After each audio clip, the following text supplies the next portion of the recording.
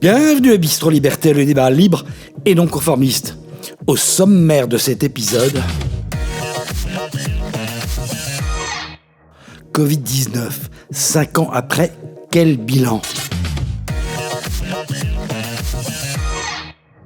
Et en seconde partie, l'après-Covid-19, vers un changement de société ?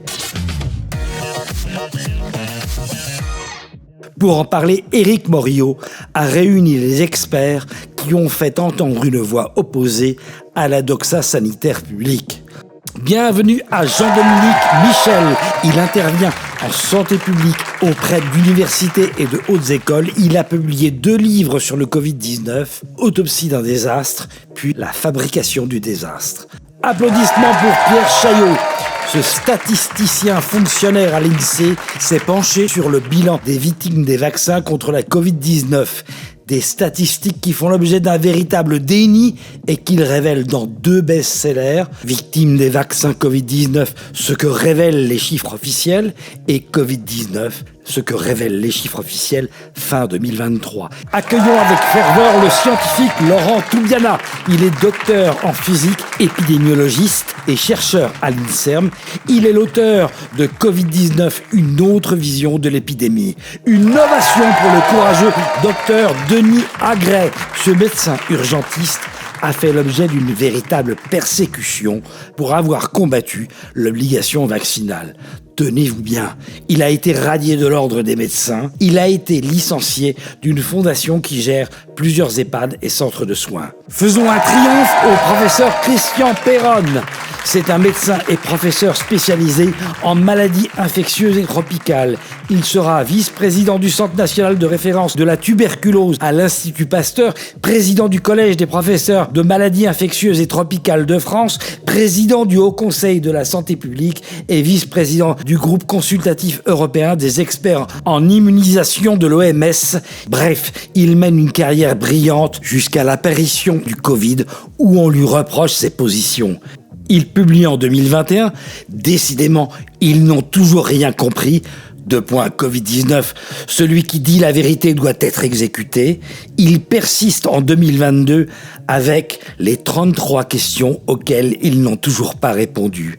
5 ans après l'apparition du Covid, il est temps de faire un véritable bilan et c'est maintenant.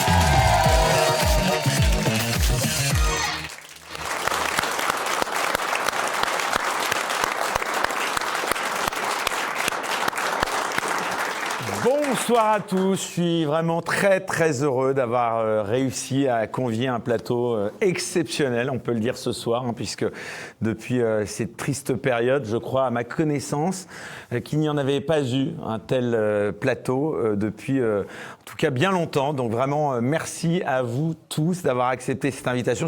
On peut encore vous applaudir, je pense, parce qu'on est vraiment particulièrement heureux.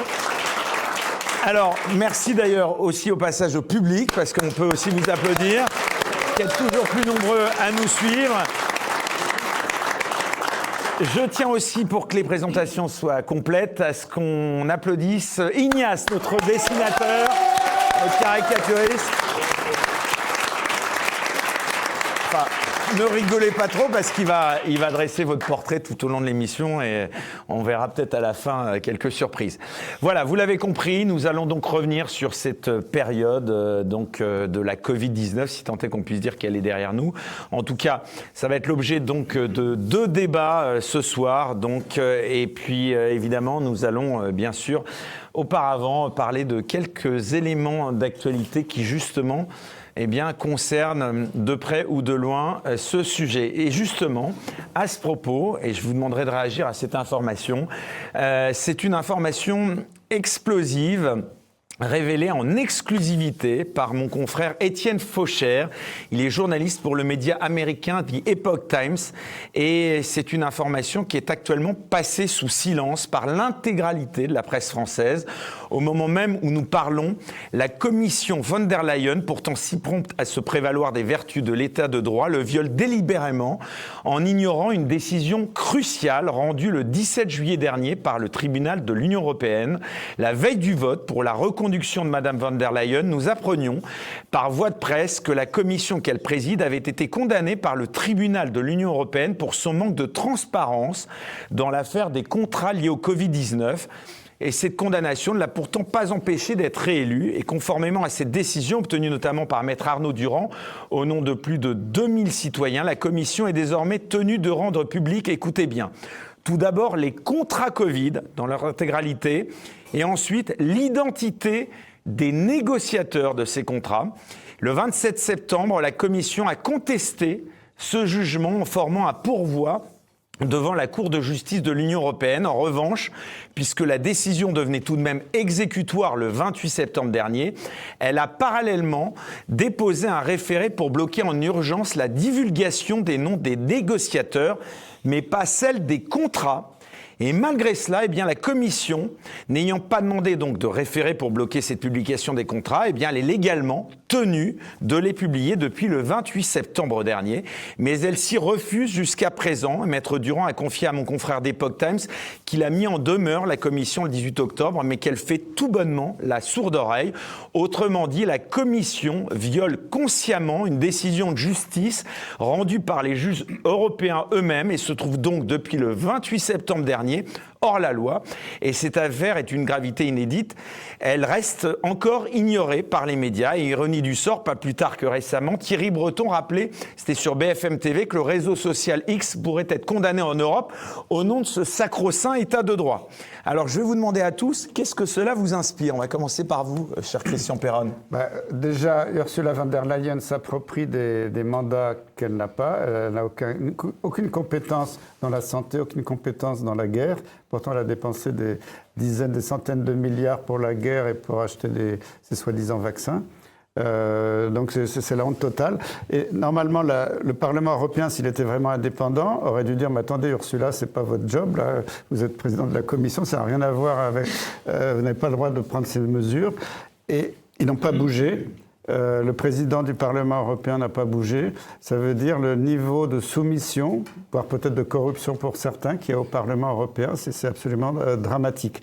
Et moi je sais, parce que Diane Prota, qui est l'avocate de Bon Sens, l'association Bon Sens dont je suis le vice-président, elle a eu accès aussi, parce qu'avec Frédéric Baldan, ils étaient dans toutes les procédures en Belgique, elle a eu accès à ces contrats. Donc les contrats, de toute façon, maintenant, ils vont être publics, ou ils sont déjà pour certains. Non, mais là, sur le fait que c'est une décision de justice qui n'est pas respectée. Donc bien sûr. C'est quand même édifiant. Oui. Jean-Dominique Michel, je vous voyais réagir.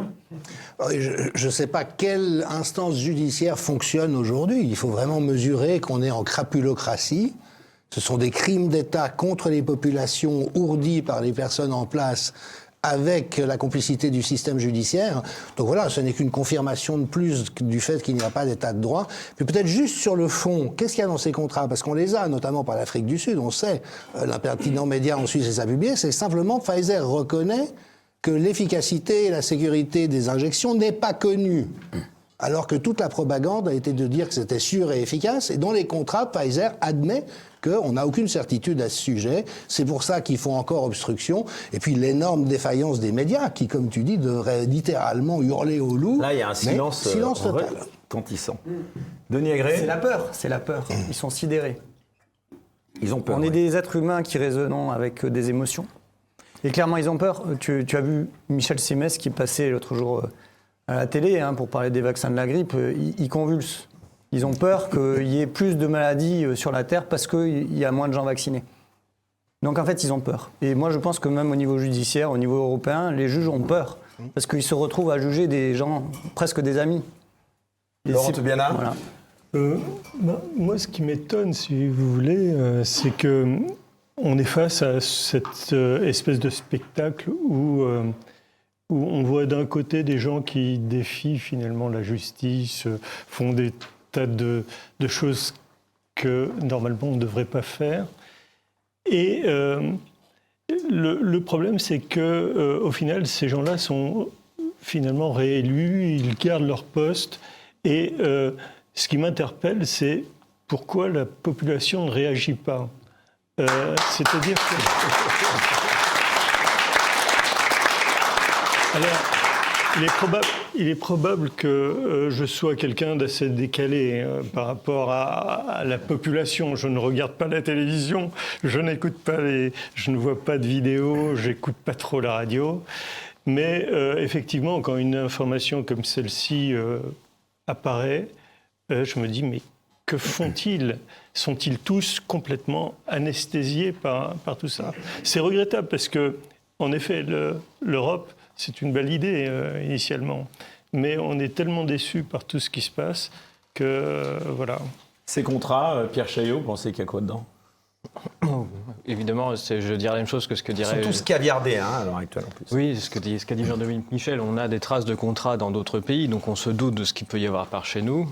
Malheureusement, Michel Rivasi était très au fait de demander, de faire pression au sein de la Commission européenne pour avoir les contrats, et quand elle nous a quittés, on a bien vu que la reprise du flambeau était un peu compliquée, surtout au sein du parti dont elle faisait partie d'ailleurs, où des masses étaient repris.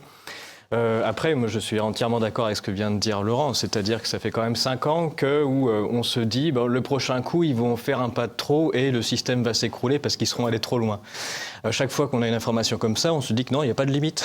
Ils peuvent faire ce qu'ils veulent en défiant toutes les lois, toutes les décisions, et il n'y a absolument aucune barrière qui se met en place, ni de la part des institutions juridiques, judiciaires pour les pousser à appliquer les lois auxquelles ils sont censés être soumis, ni de la part du peuple qui finalement se laisse faire. Donc en fait, c'est plutôt ça qu'on découvre, c'est le sans limite. Alors là, on parle que du contrat, mais l'autre enjeu capital qui se profile derrière cette procédure et qui inquiète manifestement la Commission européenne, c'est le dévoilement de l'identité des négociateurs de contrats d'achat de vaccins. Il est désormais une notoriété publique que l'une des principales négociatrices de ces contrats n'est autre que Madame von der Leyen, elle-même, comme l'a révélé le New York Times avec l'affaire justement des échanges de SMS entre la présidente de la Commission et le PDG de Pfizer. Obtenir ces documents permettrait donc de confirmer la présence de Madame von der Leyen dans ces négociations et de lever le voile sur des conflits d'intérêts que la Commission semble chercher à dissimuler. Rappelons que l'époux de Madame von der Leyen est directeur chez Orgenesis, une société spécialisée dans l'ARN messager, et qu'elle détient elle-même des options d'achat dans cette entreprise, ce qui est quand même une question par rapport à ces potentiels conflits d'intérêts majeurs. Pour Maître Arnaud Durand, les arguments souvent absurdes avancés par la Commission ne laissent aucun doute. C'est très probablement en raison de l'implication directe de sa présidente qu'elle redoute l'exécution de la condamnation du 17 juillet 2024. La Commission multiplie les justifications rocambolesques pour bloquer la divulgation et va jusqu'à affirmer, écoutez bien, devant la justice, qu'il n'est pas nécessaire de connaître l'identité des négociateurs pour vérifier l'absence de conflit d'intérêts. Oui, vous avez bien entendu, je répète, selon elle, des documents censés déclarer d'éventuels conflits d'intérêts, mais dont les noms des négociateurs sont occultés, suffiraient à garantir leur impartialité. On est chez les fous quand même. Oui, puis ce qui est désolant, c'est que dans la République ou dans toutes les républiques, il y a le pouvoir exécutif, législatif, judiciaire. Dans le judiciaire, c'est un contre-pouvoir. Là, on voit qu'il est aux ordres. Et les médias aussi, qui pourraient être un contre-pouvoir, mais on voit que les médias sont aux ordres. Donc il n'y a plus de contre-pouvoir dans cette tyrannie, qui n'est pas uniquement sanitaire, c'est une tyrannie globale. Et moi, je pense qu'il y a un vent de liberté qui vient actuellement des États-Unis. J'espère qu'il va nous sauver. Mais... Ah, il y a votre ami, désormais ministre de la Santé, M. Kennedy, bon, c'est pas mon ami intime, je ne l'avais pas rencontré avant. Non, mais j'avais préfacé, parce que je connaissais son équipe. Lui, je ne connaissais pas personnellement. Enfin, il vous a invité à l'investiture de Donald Trump. C'est-à-dire que moi, j'avais écrit la préface de la version française de son livre il y a 3 ans. Son livre, c'est Anthony Fauci, Bill Gates, Big Pharma. C'est un pavé, il est long à lire. C'est un livre fantastique parce qu'il l'avait écrit en anglais 1 an avant qu'il y ait la traduction française. Il balance tout, il met les noms, il y a des dizaines et des dizaines de pages de preuves. Il n'a jamais été attaqué une seule fois en diffamation, alors qu'il balance toutes les crapuleries de l'industrie pharmaceutique. C'était avant le Covid déjà, mais c'était sur le sida, sur les vaccins, d'autres thématiques. Et on voit que finalement, l'industrie pharmaceutique a fait des essais sauvages en Afrique, soi-disant que c'était selon les normes de l'éthique médicale. En fait, il y a beaucoup de populations dans des pays qui sont analphabètes. On leur dit, tu mets une croix là, tu es d'accord, tu signes. Ils ne savent pas ce qu'ils signent, mais on les utilise comme cobayes. Et il décrit tout ça, qu'on a caché des morts sous le tapis. Et moi, quand j'ai lu son livre, ça m'a fait un choc. J'avais fait quelques réserves parce que quelquefois il avait été un peu excessif contre les vaccins, où il disait des choses qui n'étaient pas tout à fait justes sur le sida. Mais moi j'ai vu l'intelligence de Robert Kennedy Jr., c'est qu'il a accepté à l'époque que j'émette des réserves et que je critique. C'est un tout petit pourcentage de son livre, j'étais d'accord avec 95% de son livre, mais le fait qu'il accepte que je critique un petit peu, j'ai dit tiens, mais c'est un gars intelligent qui a l'ouverture d'esprit. Voilà, puis donc j'étais toujours en contact avec son équipe, et là c'est ce qui se passe aux États-Unis est vraiment fabuleux. Alors on a eu un suspense d'enfer parce que Bill Gates a fait une fausse pétition de milliers de médecins, soi-disant qu'ils ne voulaient pas de lui. Ils ont essayé mais ils sont en panique, c'est parce que rétablir la transparence, lutter contre la corruption, ça ne plaît pas beaucoup malheureusement. Et par rapport à, tout à l'heure, vous le disiez, les médias, le silence retentissant des médias, on a appris récemment qu'il y a eu un article supprimé par France Bleu, donc nouvellement s'appelle Ici, d'un article imputant un cas de maladie de Charcot, un vaccin contre le Covid. Comment vous avez réagi, pour ceux qui sont au courant, je vois Jean-Dominique Michel, est-ce que France Bleu a manqué à son devoir d'information, ne permettant pas justement au public de prendre connaissance d'un cas qui pourrait peut-être avoir des implications importantes pour la santé publique? Mais c'est ça qui serait amusant si on aime l'humour noir, c'est qu'au fond, tant l'histoire de Van der Leyen que de France Bleu apparaissent comme des choses exceptionnelles, alors qu'aujourd'hui, il n'y a plus que ça. La gouvernance perverse est généralisée. Il n'y a plus personne qui, dans une position de pouvoir, ne sert les intérêts des peuples, ne respecte le droit et l'éthique. Et d'ailleurs, toute la crise Covid n'a été que ça. Ça a été une gestion profondément anormale, totalement contraire à tout ce qu'on savait devoir faire. Et puis, tous ceux qui osaient le rappeler ou essayer de le dire se faisaient traiter de complotistes, d'extrémistes de droite, etc. Et donc, aujourd'hui, on est dans une gouvernance perverse généralisée, on est dans un univers médiatique pervers généralisé, c'est-à-dire qu'il n'y a plus aucun espace pour de l'information authentique et du vrai débat d'idées. Et on le voit parce qu'il y a même une méritocratie du vice. Karine Lacombe a reçu la Légion d'honneur, mais c'est Christian Perron qui aurait dû recevoir la Légion d'honneur.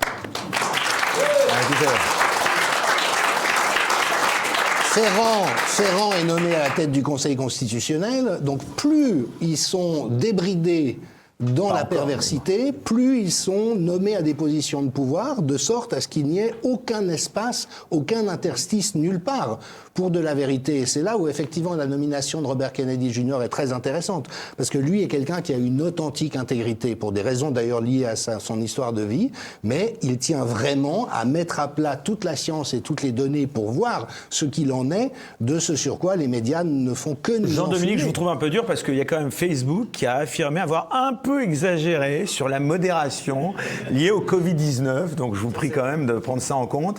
Denis Agré. Pour revenir sur Charcot, c'est un sujet extrêmement important. On parle encore de la peur, c'est que je pense que tous ces gens qui sont vaccinés ont très peur que ça puisse aussi les atteindre. Il faut rappeler qu'il y a un sénateur qui est passé récemment en ayant une maladie de Charcot, mais on ne nous dit pas s'il a eu des doses de vaccin.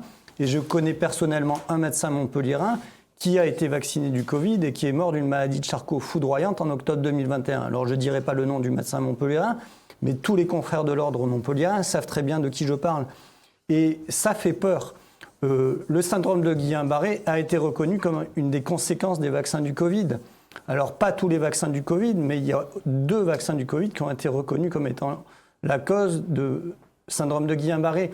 Donc en fait, toutes ces maladies qui surgissent, rien que de parler des myocardites, des problèmes cardiaques, des maladies neurologiques dues à des vaccins, ça les met dans des positions de coupables. Et vous parlez de Van der Leyen, je pense qu'on peut parler de Fauci ou d'autres, ou de Bill Gates, je pense qu'ils ont horreur d'être attaqués nominativement et qu'eux aussi ils ont peur d'un procès. Et moi, mon intention, je vous la livre ce soir, c'est qu'on sorte vers un processus de paix.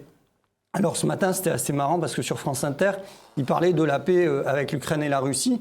Il disait qu'un protocole de paix, ça ne pouvait pas se faire seul, l'agresseur tout seul. Et il disait qu'il fallait qu'il y ait l'agresseur et l'agressé qui soient réunis pour signer le protocole de paix. Donc si on veut arriver à faire la paix autour de ce sujet qui concerne la société entière, déjà rien que la France, c'est 67 millions de Français qui sont concernés, Eh bien, moi, je dis, j'ai déjà tendu la perche au gouvernement français. Faisons la paix et retrouvons-nous. Et s'il y a Christian, s'il y a Jean-Dominique, s'il y a d'autres médecins, s'il y a Laurent, et qu'on soit reçus par nos confrères. Tu vois Yannick Noder, notre ministre de la Santé actuel, il se balade encore avec un masque à Grenoble quand il va au CHU, et ils disent clairement, et oui, ils ont encore le masque. Alors, est-ce qu'ils le font exprès ou pas? Mais je pense qu'ils le font même pas exprès. Je pense qu'ils croient encore. Et ça va toucher des choses très intéressantes. Et entre autres, par rapport au vaccin, c'est l'intime conviction, entre autres. Moi, je pense qu'ils sont encore intimement convaincus que les vaccins protègent. Et l'histoire il y a des effets indésirables, ils occultent ça psychiquement. Il y a un espèce de truc de rejet qui, je pense, les dépasse. Et l'histoire de l'intime conviction, je vous livre une analyse qui est la mienne. J'ai eu la chance d'être sur le tournage de Chacun sa vie, de Claude Lelouch, et il y avait Dupond-Moretti. Et Dupond-Moretti, il est dans le Roche du juge, et il parle de l'intime conviction. Et l'intime conviction, c'est une idéologie, c'est une croyance profonde qui est incrustée dans leur cerveau. Mais pour un médecin, l'intime conviction, ça doit s'appuyer quand même sur des faits, non? Et bien après, il y a la conviction délirante. Et la conviction délirante, c'est ce dont ils m'ont accusé en novembre 2022, quand ils m'ont fait passer en expertise psychiatrique, pour essayer de me décrédibiliser. Le diagnostic qu'ils ont, entre guillemets, posé, c'est conviction délirante, sauf que ce n'est pas un diagnostic médical, ça n'existe pas dans la classification internationale des maladies. Laurent pourra le confirmer. Il n'y a pas de traitement pour les convictions délirantes, sauf les faits. Et les faits bruts. Laurent, sur les faits Tout d'abord, je voulais vous dire une chose, c'est que je suis bien chercheur à l'INSERM, mais je parle ici en mon nom. Je préfère le préciser parce que... Sinon, pourrait y avoir des ennuis. Par exemple, c'est pas des ennuis, mais on a tous été... Je ferai un mot. À un moment ou à un autre... on a eu des petits problèmes tous. Donc, bien sûr, il y en a eu des pas mal, oui. Mais bon. En l'occurrence, je ne préférerais pas... Alors donc, j'ai bien travaillé pendant près de 36 ans dans cet institut. J'ai fait des Comment ça se fait d'ailleurs que vous ayez autant de soucis tous là Eh bien, on est dans un pays qui est censé être un peu... Enfin, la vérité fait peur. C'est Macron? Non, mais c'est... Ah oui, c'est quoi Macron c'est pas une émission politique, mais... il est aux ordres, hein, les gens qui le dirigent, quoi.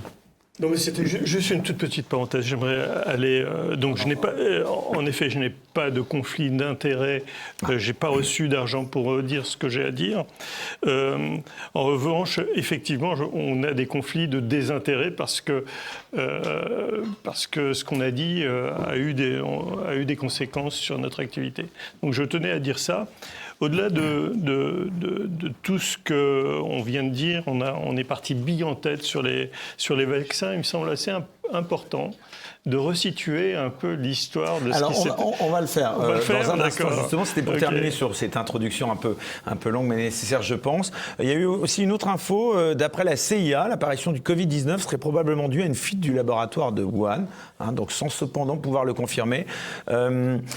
Trump a souvent insisté sur la responsabilité de la Chine dans cette pandémie. À votre avis, est-ce que cette nouvelle réévaluation de la CIA soutient ces affirmations ou est-ce que ça ouvre la porte à une révision plus large de la gestion tous les experts, occidentale de la crise? Les experts censés savent que ça a été fabriqué en laboratoire. Il ne faut pas oublier que le virus a été modifié d'abord à l'Institut Pasteur. Il faut pas oublier que Fourtillon l'a envoyé en psychiatrie en prison parce qu'il avait montré les brevets. Les brevets existaient. 2015, l'Institut Pasteur avait breveté le SARS-CoV-2.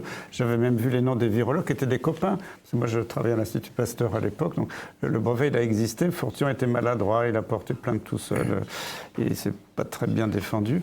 Après, il y a eu le Ralph Baric aux États-Unis qui a continué à modifier le virus. Après, Fauci a financé les Chinois pour continuer à modifier le virus.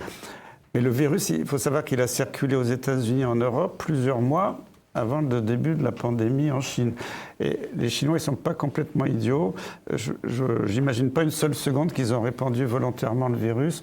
Et puis le laboratoire P4, en plus, il était made in France, au top de la technologie. C'est des laboratoires hyper sécurisés. Je ne vois pas le virus s'échapper comme ça. Je pense qu'il a été apporté par, je ne dirais pas par qui, mais au moment des Jeux Olympiques militaires à Wuhan. Mais ça arrange aussi les Américains de dire c'est les Chinois, c'est pas nous. C'est comme dans la maladie de Lyme, dans le bouquin de Chris Newby, où il y a toutes les preuves que la bactérie de la maladie de Lyme transmise par les tiques était une arme de guerre. Dans le bouquin qu'elle a publié, il y a une phrase au milieu, je pense qu'il lui a été imposée par la CIA. Les autorités fédérales étaient parfaitement au courant que cette bactérie était modifiée dans les laboratoires aux États-Unis. Mais si ça fuitait des laboratoires aux États-Unis, c'est un coup des Russes. Oui, ça me fait pas. Alors on balance ça comme ça. Nous, c'est les Russes, c'est plus nous. Et là, c'est les Chinois, c'est plus nous. Il ne faut pas nous prendre complètement pour des neuneux.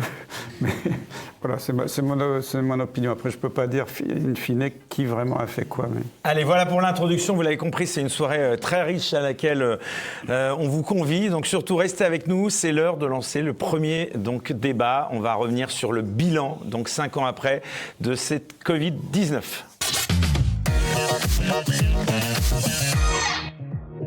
Covid-19, 5 ans après, quel bilan ? Le Covid-19 était-il la pire menace sanitaire de l'histoire ? Comment expliquer cette panique mondiale ? Les mesures sanitaires étaient-elles nécessaires ? Avec le recul, que doit-on penser de la vaccination obligatoire ? Voilà, Covid-19, quel bilan 5 ans après, c'est l'intitulé de ce premier débat.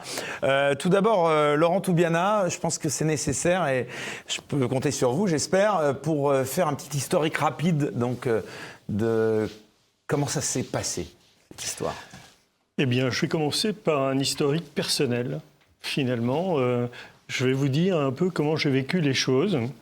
Là, nous allons fêter presque l'anniversaire, à quelques jours près, de la rédaction d'un premier article que j'avais commis. En fait, ce qui se passait me semblait extrêmement bizarre. Tous les chiffres qui étaient balancés dans la sphère médiatique. Donc, comme je suis un spécialiste de ce type de données, je suis allé à la pêche aux données et j'ai ramené pas mal de choses. Très rapidement, j'ai compris qu'il y avait une distorsion, une incohérence entre ce qui était dit et ce que je voyais moi en tant qu'épidémiologiste. Donc, je me suis mis à écrire un petit texte. Ce petit texte avait deux fonctions. D'une part, j'entrevoyais ce qui allait se passer parce que très souvent, les épidémies, c'est un très fort potentiel d'angoisse. Et on a l'habitude de grossir un peu ce genre de choses. Donc, quand je dis « on a l'habitude » en tant qu'épidémiologiste, on voit ça assez souvent. Donc, j'avais envie de dire au plus grand nombre, essayez de ne pas avoir peur, parce que pendant un moment, le nombre de cas va augmenter, et c'est sûr qu'à ce moment-là, il y aura des tentations de faire peur. Ça, c'était mon premier objectif. Et puis le deuxième objectif, c'était pour préparer cette émission-là, puisque... Quel honneur. Alors, c'est rétrospectivement que je me suis dit, mais en réalité, je pensais bien marquer à un moment donné ce que pensait un épidémiologiste de ce qui allait arriver. Et donc, cette émission vient boucler un petit peu sur cette idée-là. Je voulais poser un premier jalon pour dire, voilà ce qu'on peut penser de cette épidémie. Donc, qu'est-ce qui s'est passé par la suite ? Moi, je faisais partie d'une équipe, autrefois, qui a monté une innovation, on va dire. C'était la capacité de suivre une épidémie pratiquement en temps réel. Vous savez sûrement que... Vous avez amené un graphique, d'ailleurs, je le dis. Oui, j'ai amené un graphique, mais je vais essayer d'en parler rapidement là. En réalité, chaque individu vit deux vies, en fait, deux réalités. Une réalité vécue, quand on mange, quand on dort, quand on est malade. Ça, c'est du vécu. Et puis, cet individu peut aussi recevoir du monde extérieur de l'information qui n'est pas une réalité vécue, mais qui est une réalité qui lui arrive quand même. Et cette information, autrefois, qu'il y a très très longtemps, elle était Elle venait de son petit groupe d'amis ou de son voisinage. Et puis, avec l'évolution des techniques, cette information est devenue de plus en plus présente. L'imprimerie, on va dire la radio, je vais vite, la télévision, et puis maintenant, aujourd'hui, l'information, les notifications en temps réel, ce qui fait que la vie fabriquée, la réalité fabriquée, la réalité virtuelle fait partie complète prend même un espace tellement grand dans les esprits des gens qu'ils sont un petit peu probablement déboussolés par toute cette information. Alors pourquoi je dis ça ? Parce que le malade, c'est de la réalité vécue, alors qu'une épidémie, ce n'est pas de la réalité vécue. Épidémie, ça veut dire au-dessus des populations. Ça ne se voit pas. Donc c'est quelque chose de fabriqué, une épidémie. On la fabrique toujours. Et puis, si je parlais du fameux réseau Sentinelle, c'est que grâce à cette innovation, on était capable de voir pratiquement en temps réel l'évolution d'une épidémie. Et ça, c'était une innovation presque mondiale. À l'époque où ça a été mis en place, en 1984. Donc on est capable de suivre pratiquement en temps réel les épidémies et plus ou moins de les détecter et de prévoir ce qu'elles vont devenir. Donc moi tout bêtement, je me suis basé sur ces informations-là pour pouvoir voir l'évolution de ce qu'allait se passer. Et lorsqu'on regarde l'évolution de ce qu'on appelle les incidences, c'est-à-dire le nombre de nouveaux cas d'une épidémie émergente, en l'occurrence là le Covid, eh bien on peut séparer diviser ce qui s'est passé au cours du temps depuis ces 5 ans en ce que j'ai appelé moi 3 phases. La première phase est la phase dite de sidération, que j'ai appelée comme ça en fait. Sidération, elle est très courte, elle a duré du mois de mars au mois de juillet, on va dire. C'est la sidération. Ensuite, il y a une deuxième période qui est beaucoup plus longue, qui a duré 2 ans. C'est la période dite de terreur. À partir de ce moment-là, alors ces phases, c'est à chaque fois des décisions qui ont été prises par les autorités. Sidération, il a été pris comme décision de confiner toute une population. Et ça, le simple fait d'avoir confiné toute une population, ça a quelque part validé le fait que cette épidémie était extrêmement dangereuse. C'est-à-dire qu'il y a une forme d'auto-validation du danger, donc de la peur. La deuxième phase, c'est la phase de terreur. Elle dure 2 ans.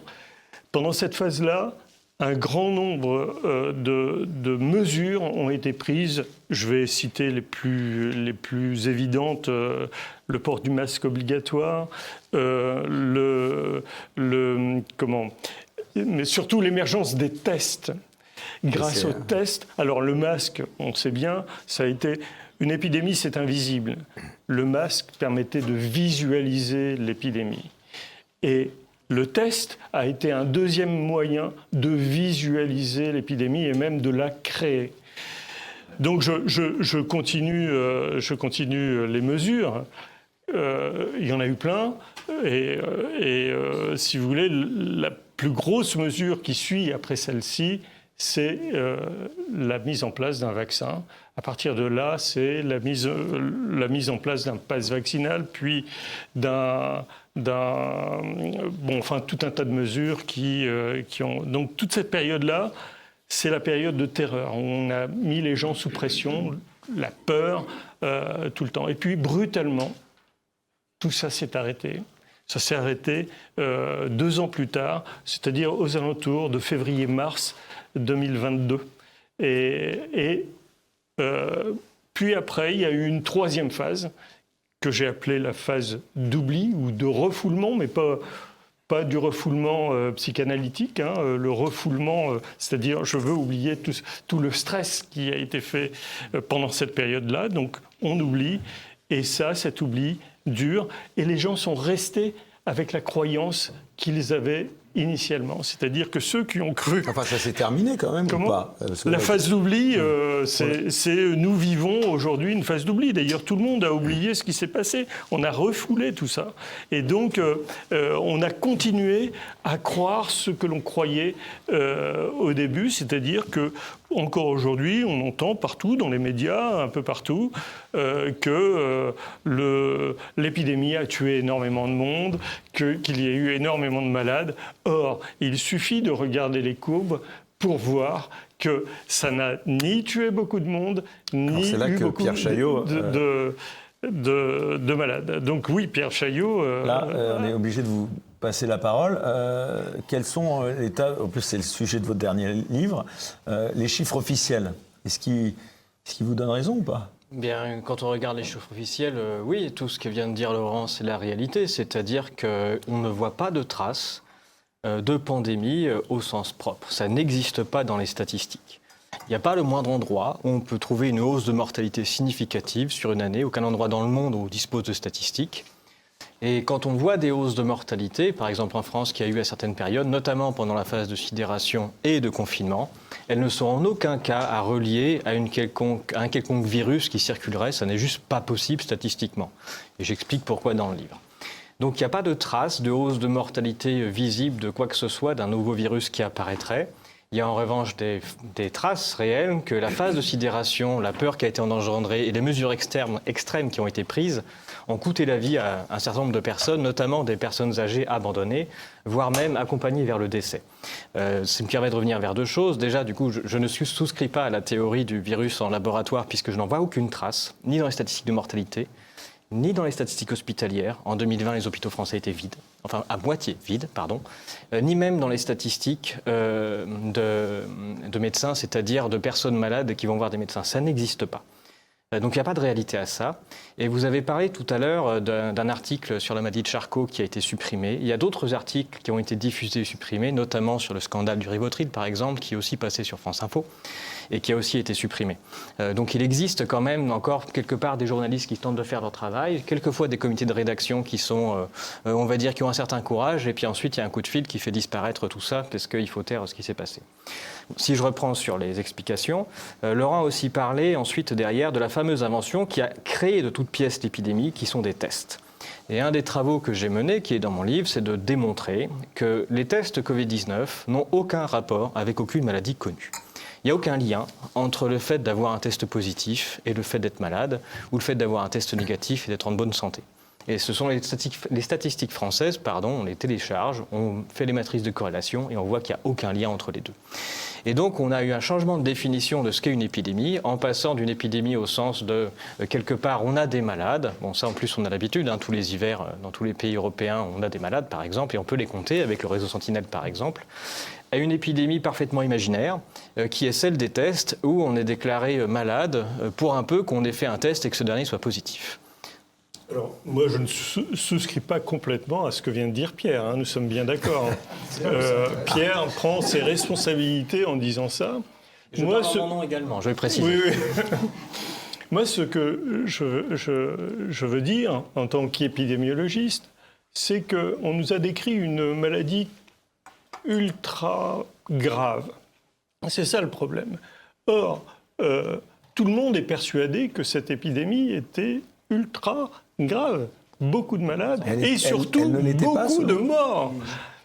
Et si vous me posez la question, elle ne l'était pas, c'est que en arrière-fond, vous imaginez qu'elle était grave. Alors moi, je ne dis pas qu'il n'y avait pas de malades. Je dis qu'il y avait des malades. Il y en avait, mais pas beaucoup. Il y a tout le temps des malades. Des malades, il y en a tous les jours. Oui. Ce que je peux affirmer, c'est qu'il n'y en a pas trace, qu'il y en ait plus que d'habitude à aucun moment. Non, voilà. En fait, il n'y avait pas beaucoup de malades, et je vais vous donner un exemple. Lors de la première phase, c'est-à-dire qui ont été appelées vagues, mais ça, on en rediscutera peut-être plus tard sur cette notion de glissement sémantique des termes utilisés, mais la première phase, la phase critique de mars Enfin, 2020. tous ces morts qui étaient annoncés tous les jours, on les inventait pas, Laurent Toubiana. Oui, non mais... Ce point presse qu'on avait tous les jours. Exact, non, mais je vais continuer sur les morts, mais juste une toute petite... Laissez-moi aller jusqu'au bout. Il est directeur adjoint de l'OMS, merci.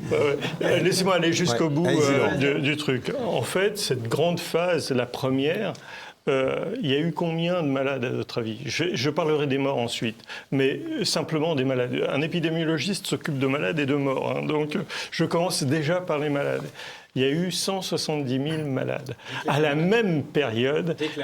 Déclarés malades, dit. Alors, déclarés au niveau du réseau Sentinelle, c'est pour ça que ce sont des gens qui sont allés voir un médecin. Voilà. Ça représente à peu près 170 000 cas. À la même période, il y avait une épidémie de grippe. La grippe, c'était même encore période. Hein, cette année-là, elle était particulièrement faible. Combien y avait-il de malades ? 1 600 000. Donc, on voit le rapport. C'est un rapport de 10 entre la grippe, dont personne ne parlait, parce qu'elle était particulièrement faible. La dernière grippe, là, on atteint déjà les 3 millions de cas. Voilà, c'est pour vous dire, première phase épidémique du Covid, 170 000. C'est en ce sens que je disais qu'on a utilisé cette épidémie-là pour mettre en place des mesures qui n'avaient jamais eu lieu. On ne savait pas que ça existait, ce truc-là, de mettre tout le monde les enfermer chez eux. Et même, c'était extrêmement grave. Donc, elles n'étaient pas justifiées, toutes ces mesures, selon vous Ah ben non, sûrement pas. Précision sur la grippe, on peut voir sur le réseau Sentinelle, on peut afficher les deux courbes. Hein, et on voit en 2020 la courbe de la grippe qui monte et puis qui va faire un créneau, parce qu'elle va se garer gentiment pour laisser la place au Covid derrière. La courbe est très intéressante. Voilà.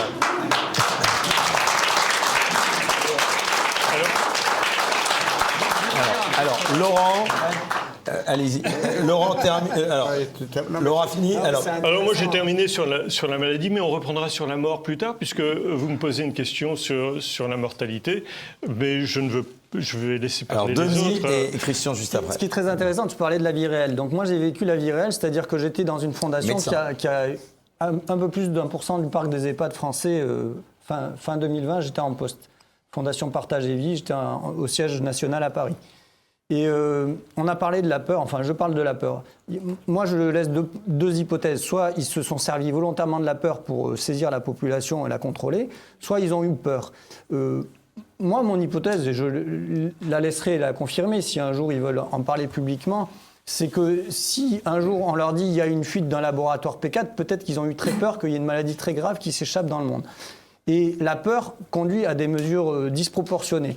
Moi, je trouve que c'est intéressant d'aborder ce sujet-là qui n'est jamais abordé. Pourquoi cette pandémie a provoqué quand même une panique mondiale aussi rapide ? Quand on confine une population entière, c'est une mesure complètement disproportionnée. Et moi, ce qui m'a profondément choqué, c'est-à-dire que fin 2020, j'ai les statistiques de 1% des EHPAD français. Pour moi, c'est un échantillon représentatif aléatoire parce qu'on a des EHPAD répartis de partout en France. Et pour parler de la maladie Corona, fin 2020, en fait, la mortalité, elle concerne dans nos EHPAD, la majorité, c'est les 90-95 ans en 2020 comme en 2019. Donc ça confirme aussi ce que Alain Toubiana avait dit. Laurent, pardon. Laurent, sur les réseaux. Et en fait, moi, fin 2020, j'ai écrit à mon directeur, parce que j'ai des données rassurantes. Je sais qu'aussi au niveau de l'information médicale, il n'y a pas de base de données de mortalité nationale. Il y en a pour le court séjour et pour le SSR, mais il n'y en a pas pour les EHPAD. Donc je dis à mon directeur et aussi à mon chef médical, Claude Jandel, qui est très proche de Bourguignon, voilà, on a des données rassurantes. Est-ce qu'on peut communiquer avec le ministère, agréger nos données avec d'autres groupes d'EHPAD, style Corian, Orpea, Domusvie, et confirmer qu'on a des données rassurantes? Au lieu de me dire oui, on va le faire, on me licencie et on me dit les données, on les connaît, on n'en parlera pas. Alors après, j'ai communiqué avec le directeur de Corian Europe qui m'a dit ben oui, nous aussi dans les EHPAD, on a des données rassurantes. J'ai écrit au DGS Jérôme Salomon qui m'a répondu par mail, vos données sont très intéressantes, je transfère au cabinet du ministre. Et puis depuis, c'est une fin de non-recevoir. Donc en fait, cette histoire de je me sers de la peur pour mettre sous cloche une population et de ne pas nous laisser rassurer la population fin 2020, c'est là où ça devient très délicat, 4 ans après, de ne pas avoir de discussion possible. Et après, on parlera des vaccins, parce que ça a eu des conséquences bien plus graves que le Covid. Je voulais juste dire, c'est qu'à l'époque, j'étais encore en exercice chef de service à Garches, et j'ai vu que la soi-disant saturation des hôpitaux, c'était totalement organisé. Parce que moi, j'étais dans la liste des quelques rares hôpitaux d'Île-de-France, comme j'avais pas mal écrit des plans de gestion de pandémie, tout ça. L'hôpital de Garches était placé pour être un des hôpitaux qui recevrait assez rapidement des malades en cas de pandémie. Alors, ils ont privilégié sur Paris des quelques rares services qui avaient des chambres à pression négative, ça ne sert pas à grand-chose en fait, enfin c'était un peu symbolique. Et moi j'ai attendu des jours et des jours, je ne sais pas si c'était pas des semaines, pour qu'on ait l'autorisation de prendre en charge les malades à Garches. On était le seul hôpital de toutes les Hauts-de-Seine. Les Hauts-de-Seine, c'est comme un des départements très peuplés en Île-de-France. Et tous les autres hôpitaux publics privés n'avaient pas le droit. Alors un jour, la directrice a dit, ça y est, on a le feu vert du siège de l'assistance publique. Et comme tous les malades des Hauts-de-Seine venaient sur mon hôpital, au pire du pire, on a dû avoir 40 malades le même jour. Alors c'était sympa parce que sympa, c'est triste pour les malades, parce qu'ils avaient arrêté toutes les activités de chirurgie. Alors c'était sympa parce qu'il faisait beau. Tous les médecins venaient nous aider, les infirmières des autres services, en disant les pauvres, en maladie infectieuse, ils vont crouler. Il y avait Ediard ou d'autres traiteurs qui nous offraient des plateaux repas excellents, parce qu'à l'époque, ils bichonnaient les soignants, c'était sympa. Mais parce qu'il y a eu un moment où les soignants étaient bien vus. Et donc, on a eu jusqu'à 40 malades. Après, quand il y a eu la deuxième vague, soi-disant qu'elle allait être pire que la première, on a dû avoir, je crois, au pire 14 malades. Et la troisième vague, c'était 5 malades. Et après, c'était terminé. Donc, tout ça a été organisé. Quand on avait vu qu'à Strasbourg, il y avait TF1 tous les soirs qui disait « Regardez, l'Alsace s'écroule », des hélicoptères qui emmenaient les malades en Allemagne, des TGV qui emmenaient les malades à Bordeaux, alors qu'il y avait tous les autres hôpitaux de Strasbourg, publics, privés, qui avaient interdiction de prendre en charge les malades, alors qu'ils avaient vidé leur service pour prendre en charge les malades, qu'ils avaient des personnels médicaux super compétents, qu'ils avaient du matériel super moderne. Pourquoi vous n'avez pas le droit d'après vous ? C'était pour faire croire qu'il y avait une panique. C'était totalement fabriqué, cette panique. Il n'y a jamais eu de saturation. Et moi, je le sais, je ne dirais pas où et quand, mais je sais qu'il y a des chefs de service de réanimation qui ont dit à la télé tous mes malades dans mon service sont des non-vaccinés, c'est terrible. Moi, je le sais, j'en ai eu la preuve, je n'ai pas pu dire, parce que c'est la personne qui a eu les preuves, ce n'était pas de façon tout à fait légale, mais enfin, pour ça que je n'ai pas voulu la mettre dans l'embarras. Mais en fait, tous les malades dans les services de réanimation étaient des vaccinés. Les vaccinés faisaient des formes beaucoup plus sévères et sont beaucoup plus morts que les non-vaccinés. Donc voilà. Donc tout ça, c'était organisé pour faire ça. Mon propos n'engage que vous aussi, comme dirait Laurent Filiana. Jean-Dominique Michel, vous souscrivez à ce que dit Christian Perron ou pas ? Oui, parce que la conclusion qu'il faut nommer, parce qu'elle chapeaute tous les différents phénomènes qu'on est en train de décrire, c'est qu'il y a eu une stratégie délibérée de la peur, de la part des autorités. Les données immédiates qu'on a eues en provenance d'Italie, c'est on respire un grand coup, on vit normalement, il n'y a rien de différent qu'avec n'importe quelle épidémie respiratoire virale. Et on avait déjà, par exemple, la preuve que 98% des décès concernaient des personnes soit en toute fin de vie, soit qui avaient de 1 à 3 comorbidités graves. Donc des patients qui avaient des cancers en phase terminale, qui avaient des maladies neurodégénératives très avancées, mais qu'une personne en bonne santé, âgée de moins de 80 ans, ne risquait rien de moins qu'une autre année. Et tout a été truqué pour générer cet effet de terreur, de panique dans un de fabrication du désastre. Oui, absolument, parce que tout a été fabriqué. Donc moi, je m'y suis intéressé très tôt parce que c'est mon travail de quantifier la réalité des problèmes et toutes les données étaient rassurantes. On a très vite eu, par exemple, l'indication que ce qu'on appelle techniquement le taux de létalité par rapport à l'infection était de 0,15%, 0,3%, les estimations à l'époque, c'est-à-dire l'équivalent de la grippe. Et ça a été encore baissé par la suite. Et toutes ces données étaient produites par les meilleurs scientifiques au monde. Or, on a par ailleurs dans tous les textbooks de gestion des épidémies des règles cardinales de comment est-ce qu'on communique à la population, et de manière transparente, des données honnêtes, et de manière qui ne conduisent pas à générer des angoisses, la peur ou la panique. Et là, on a vu complètement l'inverse. Donc oui, les 600 morts de Salomon, ils existent, ils ont peut-être existé, mais il y a 1600 morts en France chaque jour. Et en période hivernale, avec une épidémie, il y en a facilement 1200 qui décèdent de la grippe. Donc quand tout d'un coup, le croque-mort vient dire, il y a eu 600 morts, les gens se disent, mais c'est horrible, c'est terrible. Alors qu'en fait, en données réelles, ça ne veut rien dire de particulier. Et là, moi, ça m'a effectivement mis la puce à l'oreille, parce que qu'est-ce qui a fait qu'on a transgressé d'emblée l'intégrité de la science, dire des choses fausses? Je précise au passage, je ne suis pas trumpiste, mais j'ai trouvé un petit montage télévisé aux États-Unis. Trump, bien conseillé, a très vite dit « Non, mais la létalité réelle, elle n'est pas très haute ». Et il s'est fait démolir par l'entier des médias mainstream qui ont convoqué des pseudo-contre-experts qui disaient « C'est pas vrai, c'est très mortel, c'est très dangereux, le président dit n'importe quoi ». 5 ans après, on est obligé de lui donner raison, mais qui le fait dans l'univers médiatique? Donc en fait, on a généré une impression d'épidémie terrible, redoutable. Vous vous souvenez, il y a eu quand même des députés à l'Assemblée nationale qui ont dit c'est comme la peste noire. On s'en souvient. Donc les autorités ont exagéré les risques. Complètement.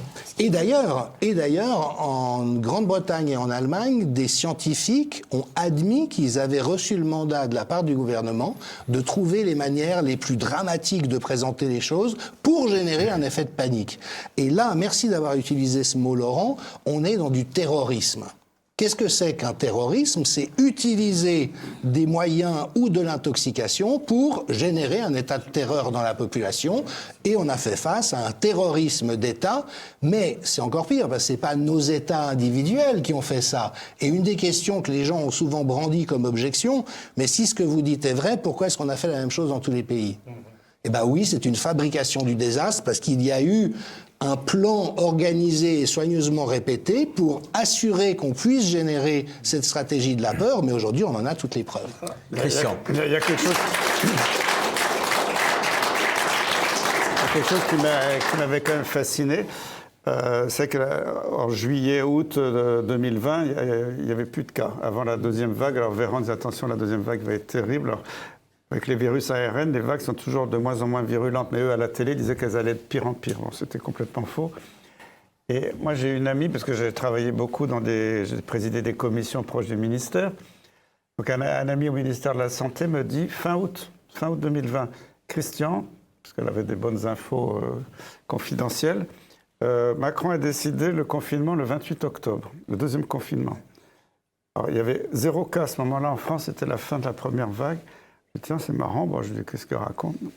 Puis après, on voit septembre, octobre, Véran qui s'agite, attention, la deuxième vague arrive, elle va être terrible, Macron qui, jamais plus on vous fera de confinement, on va faire tout ce qu'on peut pour jamais plus vous reconfiner, faites-nous confiance. Les Français, il est génial, Macron. Puis après, soi-disant l'épidémie, parce que c'était que des faux tests positifs à ce moment-là qui créent une fausse épidémie, devenait terrible. Qu'est-ce qu'ils font? Ils confinent que Marseille. Les autorités disent « Ah ouais, non, franchement, à Marseille, c'était pour faire chier Raoult, je pense. » mais... Petit couvre-feu. Alors, les Parisiens disent « Ah ouais, c'est chouette, c'est que les Marseillais, nous, on s'en fout, très bien. » Et après ça, Macron repasse à la télé Véran. Non, jamais on vous reconfinera, on va faire tout ce qu'on peut. Puis à la dernière minute, ils ont dit non, on ne va pas faire de confinement, on va faire un couvre-feu. Et là, tous les Français ont dit merci, monsieur Macron, vous êtes génial. Grâce à vous, on a évité un confinement. Et puis le 27 au soir, je ne sais plus, la veille de la date qu'on m'avait annoncée au mois d'août, Macron dit c'était la faute des Français, vous n'êtes pas sérieux, vous ne prenez pas les bonnes mesures.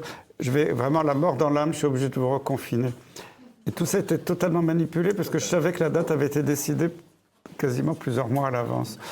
D'ailleurs, je l'ai dit plusieurs fois publiquement, je n'ai jamais été contredit là-dessus. Laurent.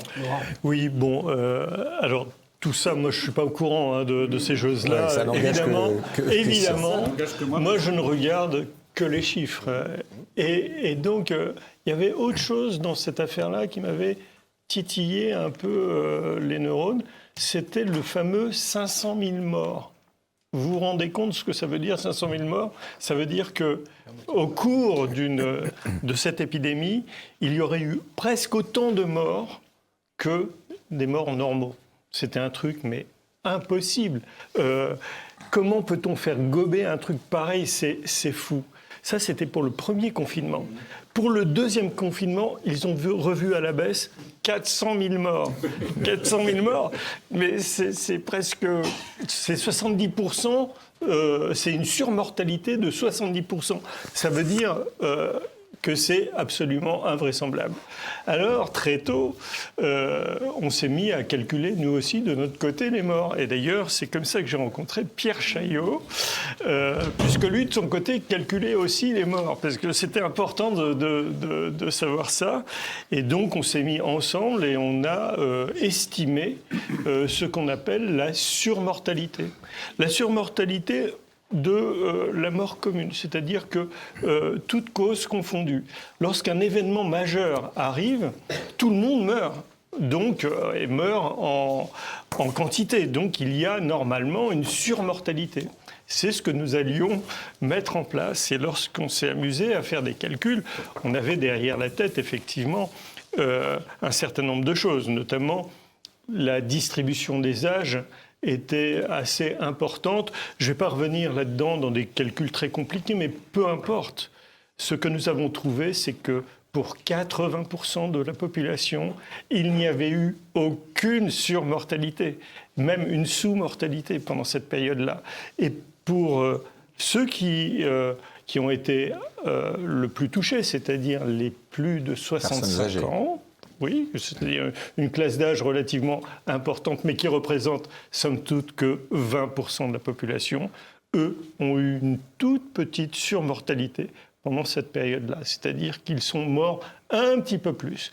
Mais ce un petit peu plus, c'est juste... Alors, on explique ça avec des effets dits de harvesting, mais je ne vais pas trop rentrer dans les détails. Mais les gens qui sont morts un petit peu plus à ce moment-là, n'étaient pas morts les années précédentes. Ils avaient gagné un peu de vie parce qu'il n'y avait pas eu ce qu'on a l'écrémage habituel de la grippe. En fait, la grippe, tous les ans, tue les personnes les plus fragiles. Et ça ne s'était pas produit les années précédentes. Donc, cette année-là, il y avait eu une petite surmortalité. Voilà, c'était le point que je voulais amener sur justement la mort. Mais quand on nous a parlé de chiffres aussi démentiels que 500 000 morts, bien sûr, ça fait extrêmement peur, mais c'est totalement en dehors de la réalité. Nous étions ailleurs, donc vous considérez du grand n'importe quoi. Pour aller sur le vaccin aussi, que c'était des mesures disproportionnées. Mais absolument, ça n'avait absolument rien à voir pour le vaccin. Alors, pour le vaccin, on vaccine pour des choses graves, si vous voulez, des choses mortelles. La vaccination obligatoire était une mesure, selon vous, disproportionnée. Mais complètement débile. D'ailleurs, justement, il suffit de regarder les courbes que je vous ai données. On va les afficher. Mais enfin, peu importe, je peux le dire. Ce qui est bien lorsqu'on met en place une thérapeutique, c'est de voir ce qui se passe avant et ce qui se passe après. Donc, lorsqu'on met en place... vos courbes, c'est ça? Comment? C'est ce que vous montrez sur les courbes? Oui, je montre ça sur les courbes, mais je vais pouvoir l'expliquer très rapidement. Vous avez un système qui est dans un état avant, vous allez appliquer une méthode pour arranger des choses. En gros, il y a beaucoup de malades, alors on applique une thérapeutique pour éviter qu'il y en ait trop. Donc avant qu'il y en avait beaucoup, on met en place une thérapeutique, par exemple on injecte un produit, et après, normalement, il doit y en avoir moins. Eh bien, lorsqu'on regarde les courbes, avant, après, il y en a autant. Et donc, si vous voulez, l'épidémie a vécu normalement sa vie indépendamment de toutes les mesures qui ont été mises en place. Jean-Dominique Michel. Oui, un complément, parce que non seulement on a surréagi, mais en plus on a imposé des mesures dont on savait qu'il ne fallait surtout pas les appliquer. Et c'est ça qui est fascinant. Si on prend le plan pandémie de 2019 de l'OMS, il est très clairement dit, en cas d'épidémie respiratoire, les confinements ne servent à rien. Le port du masque ne sert à rien, les systèmes de traçage ne servent à rien, la fermeture des frontières ne sert à rien. Donc la science de gestion des épidémies savait très bien que ces mesures, d'après des analyses basées depuis la grippe espagnole et toutes les épidémies au cours du XXe siècle, il fallait s'en abstenir parce que ça génère beaucoup de dégâts et ça n'apporte absolument aucun avantage. Et ce qui est fascinant, c'est que les gouvernants et un ensemble d'experts corrompus, à mon sens, directement ou indirectement, sont réussis à nous convaincre du fait que des mesures qui étaient reconnues, et de nouveau, je veux dire, allez voir par vous-même les plans pandémie et sortez-moi un seul d'entre eux qui disent, en cas d'épidémie, il faut confiner la population. Vous n'en trouverez pas, parce qu'on savait très bien que c'était destructeur.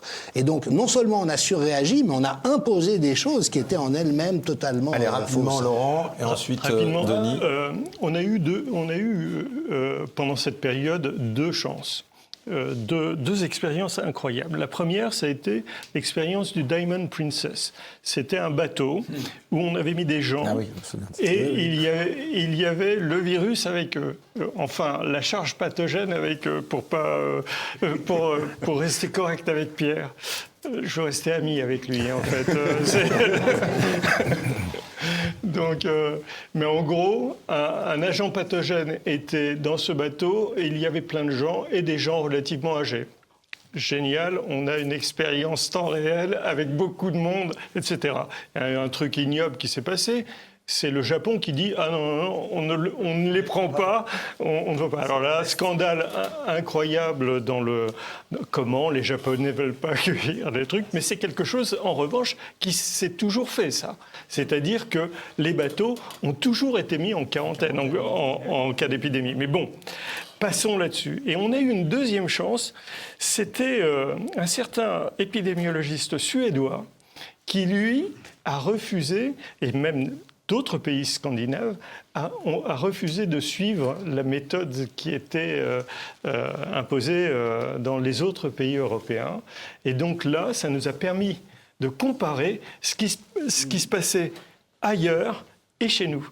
Et en fait, on voit qu'il se passe exactement la même chose. C'est-à-dire qu'on a à peu près le même comportement épidémique, que l'on mette en place des mesures ou qu'on ne les mette pas en place. Donc ça, pour moi, deux chances qui sont arrivées comme ça et qui me permettaient de confirmer que ce que j'avais dit au tout début était vrai. Denis. Tu vois, ce qui est très contradictoire, c'est que, y compris les médias mainstream, ont dit oui, il y a une grande probabilité que le virus ait fuité de Wuhan, donc c'est très anxiogène, c'est-à-dire qu'on nous dit que le laboratoire P4, c'est là où il y a des virus et des bactéries qui sont cultivés et qui sont potentiellement très graves et très létales pour la population humaine. Et derrière, on a des données de mortalité et de morbidité du Covid pour des statisticiens, des épidémiologistes qui sont très rassurantes. Moi, j'avais la même chose. Ce qui est fou, c'est qu'ils ne nous ont pas laissé parler, ils ne nous ont pas laissé rassurer. Et moi, je pense que, vraiment, moi, j'ai écrit dans la meilleure intention à l'Élysée 2 fois. Et je pense que peut-être ils nous ont pris pour des guignols, ou en tout cas, moi je dis un peu ironiquement, ils ont horreur que l'élève dépasse le maître. C'est-à-dire que moi je suis le petit médecin de province, praticien hospitalier, certes j'ai fait santé publique, il se trouve que j'ai connu Jérôme Salomon quand j'étais interne de santé publique, et c'est sympa d'être ici parce que j'ai commencé mon internat de santé publique à l'INSERM à Bicêtre ici, et on ne nous laisse pas la parole parce qu'on sort de nulle part. Et les réseaux sociaux, ça nous donne un porte-voix gigantesque. Cette émission ce soir, moi je suis ravi d'être là parce que c'est encore un moment d'expression, mais qu'on nous laisse nous exprimer et qu'on nous laisse aussi faire notre travail. Et ça, c'est le truc le plus incroyable.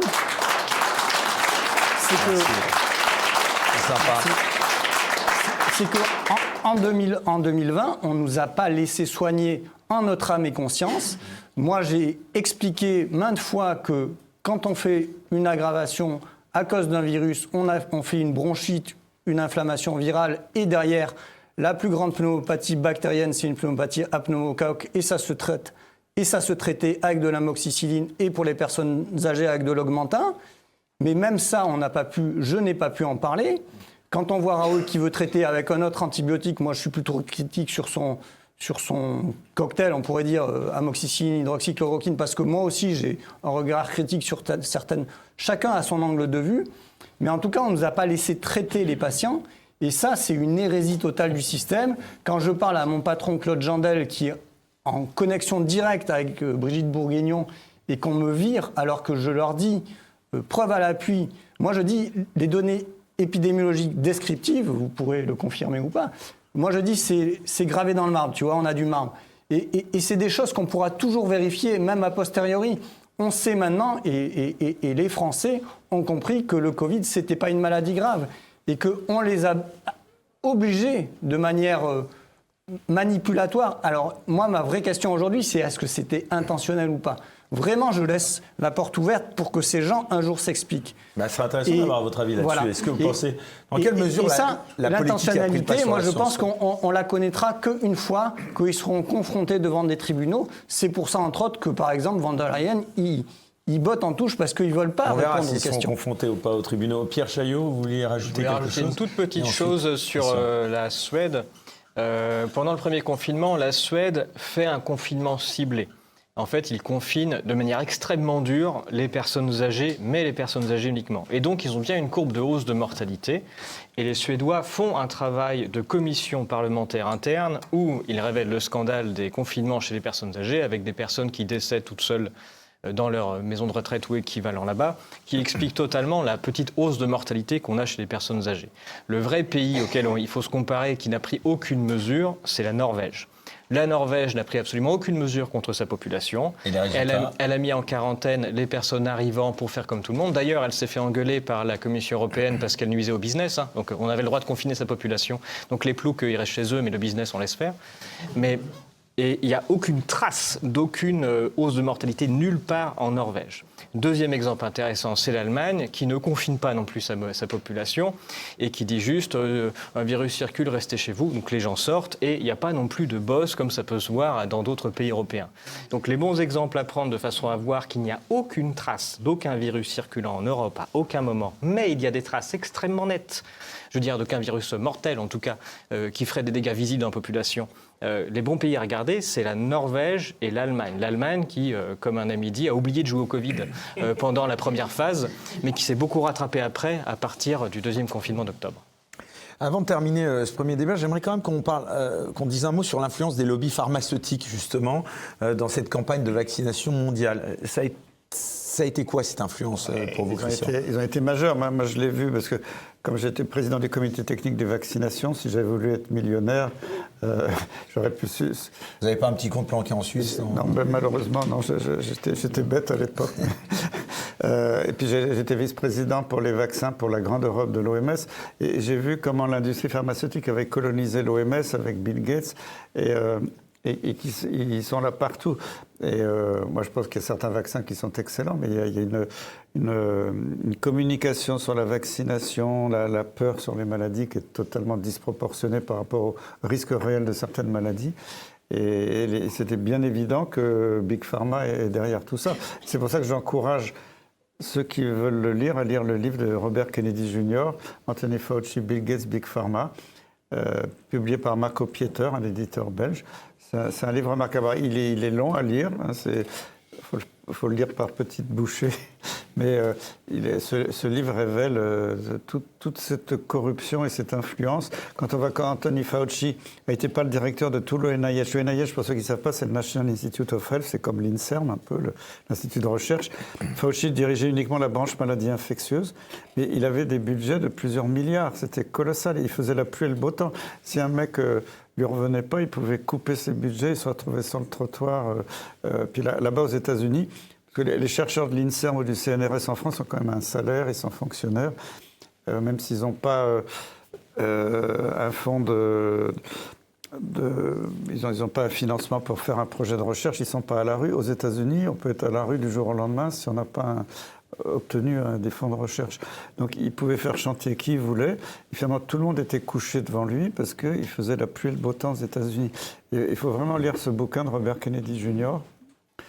Voilà. Sur le bilan, je demande à Pierre et évidemment à Jean-Dominique, on a eu l'impression donc que tous les décès étaient liés au Covid.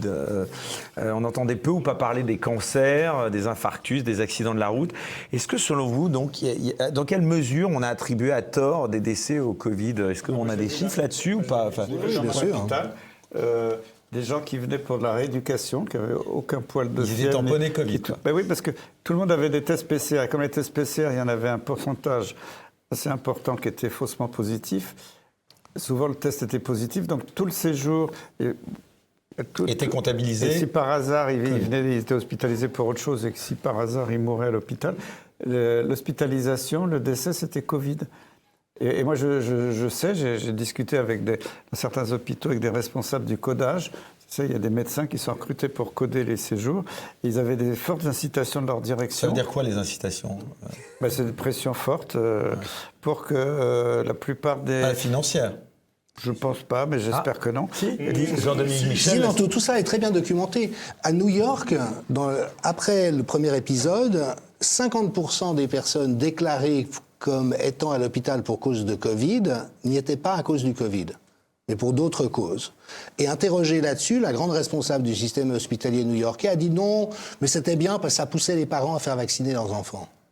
Donc il y a eu une manipulation des données. Autre exemple choquant, avec des incitations économiques. Aux États-Unis, les familles de patients décédés à l'hôpital se voyaient proposer de déclarer comme mort Covid parce que cela permettait d'avoir $6 000 de subsides pour les obsèques. Donc vous imaginez, votre proche est décédé d'une crise cardiaque. Les obsèques, c'est déjà un moment douloureux personnellement, mais aussi financièrement. Et là, on vous dit, ouais, mais si vous êtes d'accord de déclarer Covid, ça veut dire que vous allez recevoir $6 000. Donc non, il y a eu des systèmes d'incitation, mais d'une perversité extrême. Et pour répondre à la question de Denis Agrey, moi, je suis convaincu à ce stade que c'était intentionnel. C'est ce que j'ai montré dans mon livre, La fabrication du désastre. Tout a été fabriqué. C'est-à-dire qu'il y a eu un ensemble de manipulations et criminelles faites de manière très systématique pour générer tout ce dont on parle. Et ça n'est pas le fruit du hasard. C'est une hypothèse que j'ai considérée. Est-ce que c'est systémique? On a pris peur, on ne savait pas quoi faire, on a oublié ce qu'on savait. Excusez-moi, là, chers amis, avec 5 ans de recul, est-ce que c'est pas un peu facile aussi de critiquer? Parce que vous auriez été au pouvoir à ce moment-là. Qu'est-ce qu'on a critiqué? Qu'est-ce que vous auriez fait? Alors attendez, là, c'est ma question. La critique est facile, l'art est difficile. Pas tous ensemble. Juste Christian et après Denis. On isole les patients, on les traite précocement avec l'hydroxychloroquine, l'azithromycine, et c'était réglé. Cette épidémie elle aurait pu être terminée en 3 mois. On a quand même interdit les traitements. Des personnes âgées à gros facteurs. Alors, qui est responsable de ça? Qui a trouvé un intérêt? C'est le gouvernement, mais c'est l'État profond. Tout le monde le sait. On ne va pas s'en cacher quand même. Non, mais là, vous savez comment vous traitez de complotiste, là? Je m'en fous.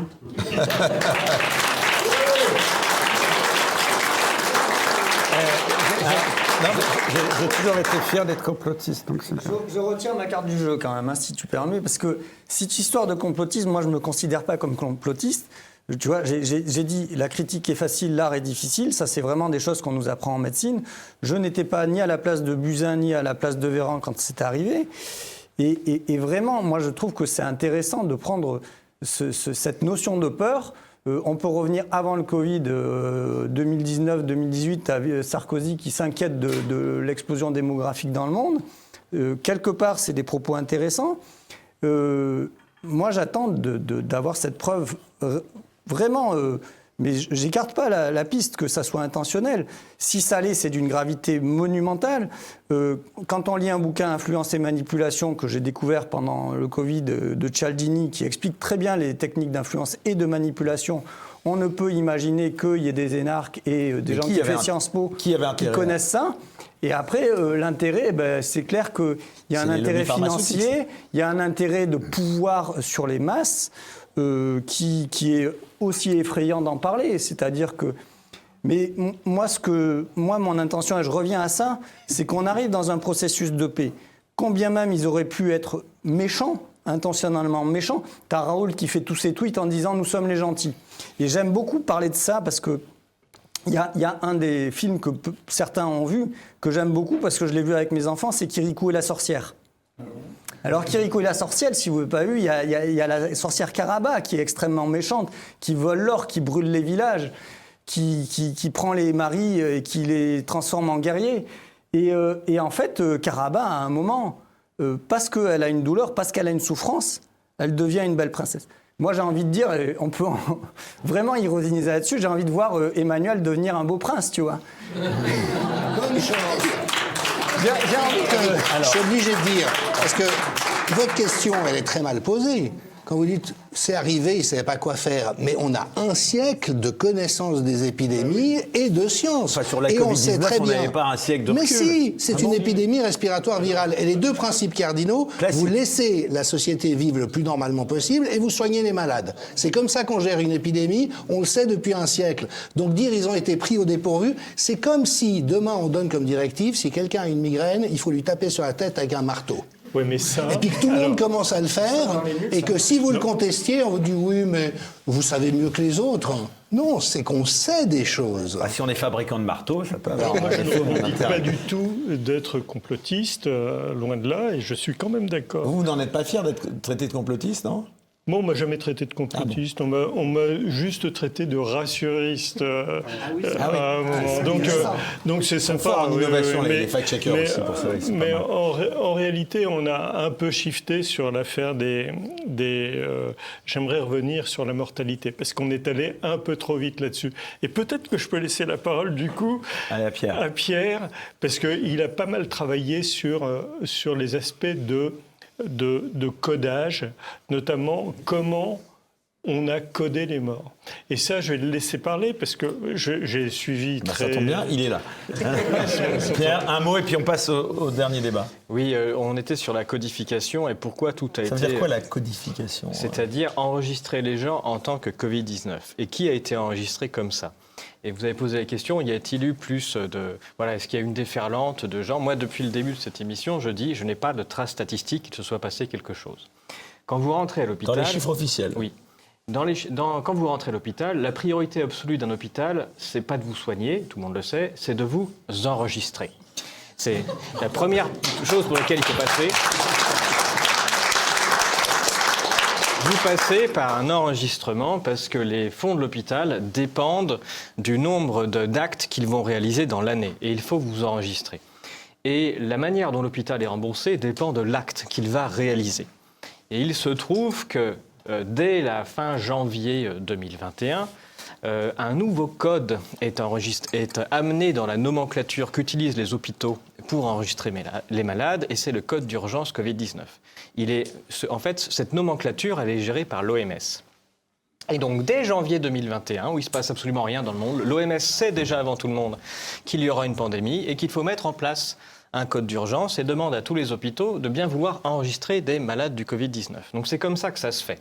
Et quand les malades de n'importe quoi arrivent à l'hôpital, on peut les enregistrer en tant que Covid-19. Et il se trouve, par le plus grand des hasards, qu'être enregistré comme Covid-19, ça donne à l'hôpital un remboursement bien supérieur au fait d'être enregistré en tant que grippe, en tant que tuberculose, en tant que n'importe quelle autre maladie, bronchopneumopathie chronique, pneumonie, etc.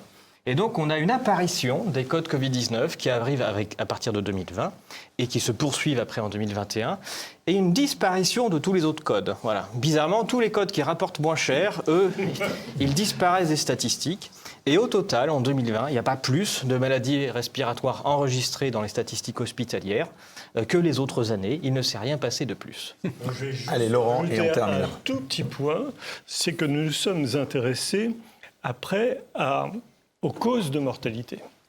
Et ça, c'était très important parce que dans un premier temps, je vous ai parlé de la mortalité, toutes causes confondues.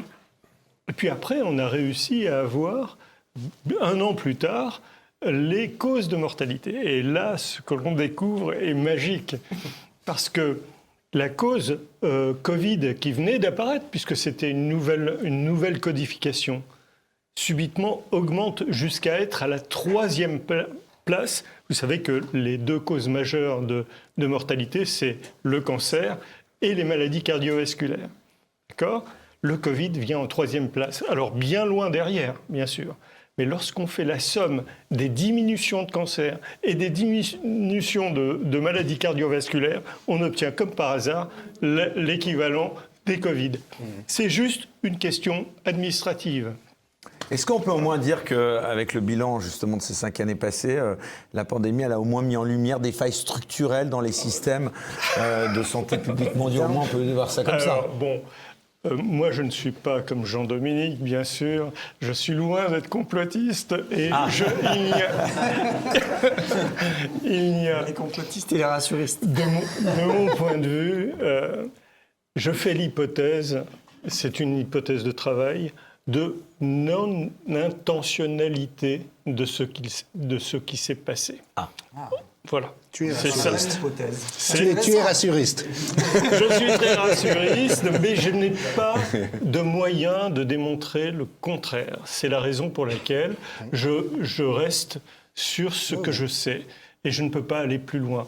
En revanche, j'ai tout de même des explications et la superbe bureaucratie obèse de l'administration française a probablement eu un rôle majeur à jouer dans cette affaire. Monsieur Ferrand ou Non, Dupond-Moretti? de tout, en général. Bien. Allez, le mot de la fin pour ce premier débat, il revient à Christian. Tout à l'heure, j'avais posé une question qui restait assez discrète. Dans quelle mesure on peut dire que la politique a pris le pas sur la science? Parce que finalement, parce que les décisions étaient prises dans les cabinets. Et surtout, c'est McKinsey et d'autres cabinets américains qui décidaient tout. Je l'ai écrit dans un de mes livres que j'ai publié chez Albin Michel, où j'avais la preuve qu'il y avait des employés du ministère de la Santé, mais c'est dans tous les ministères et c'est dans tous les pays de l'OTAN. Les gens de McKinsey et d'autres cabinets sont des faux fonctionnaires payés par ils ont des salaires privés, comme à l'OMS. Moi, j'avais un copain à l'OMS qui était titularisé, il était payé par la fondation Bill et Melinda Gates comme fonctionnaire de l'OMS.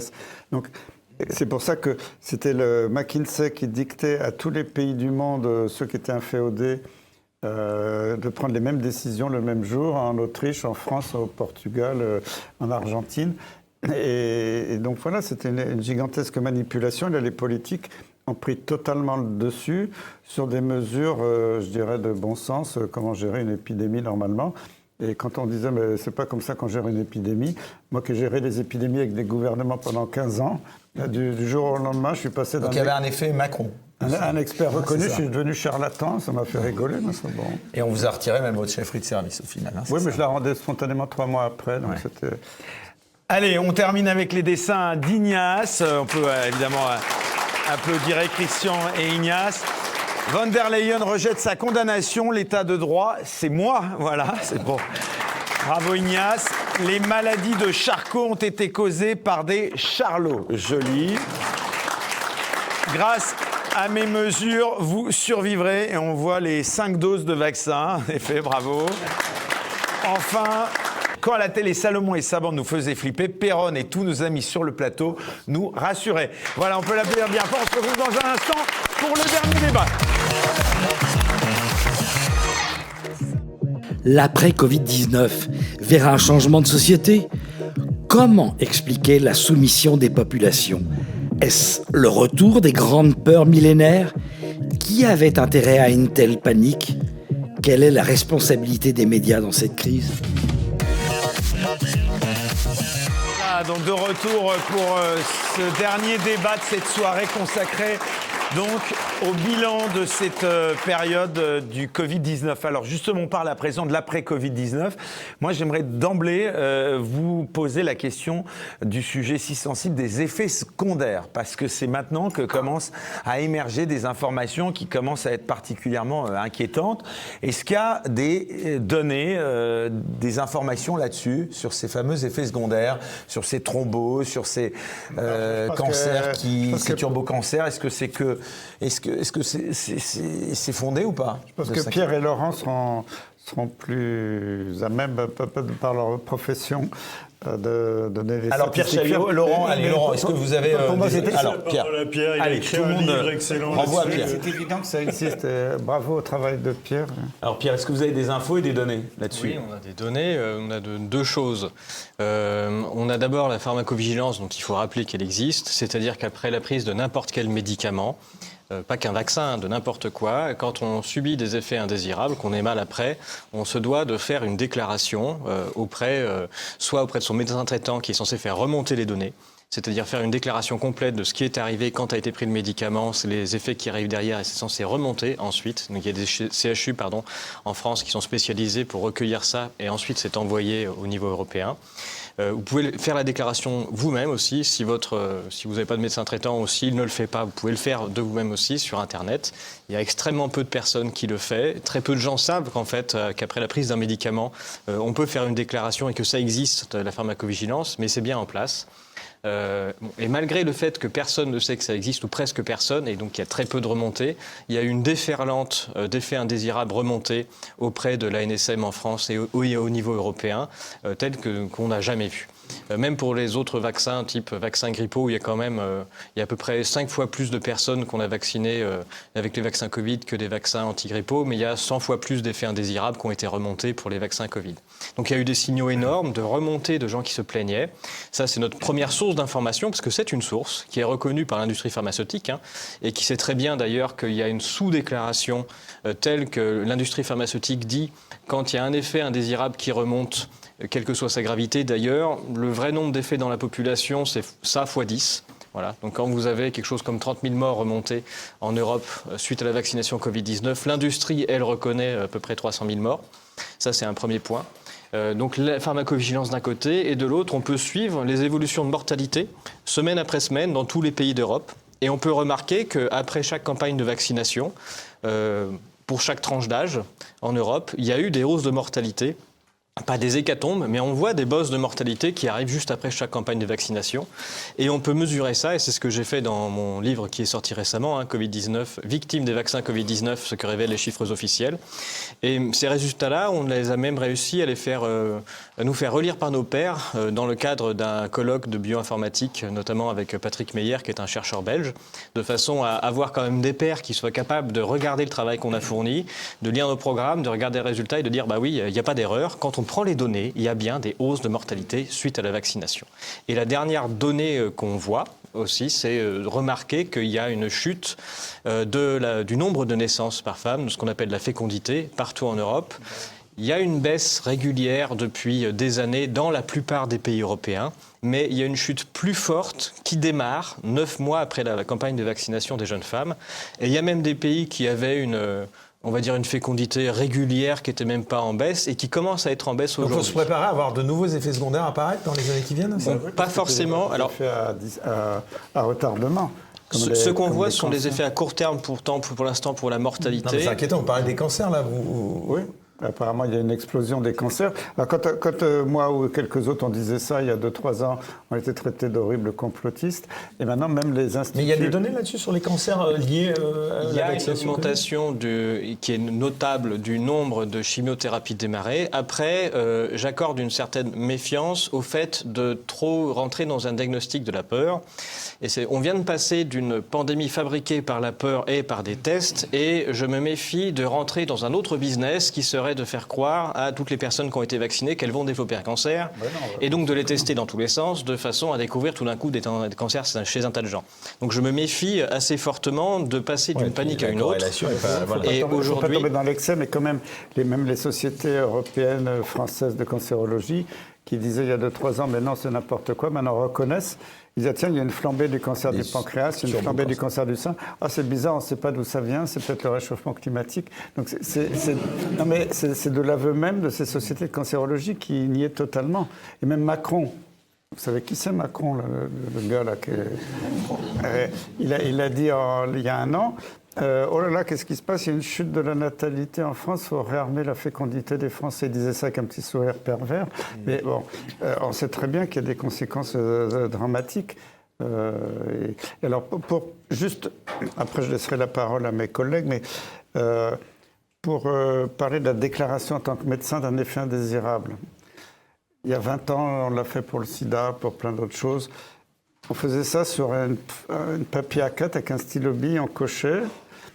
On envoyait un fax à l'agence du médicament et c'était réglé en 3 minutes.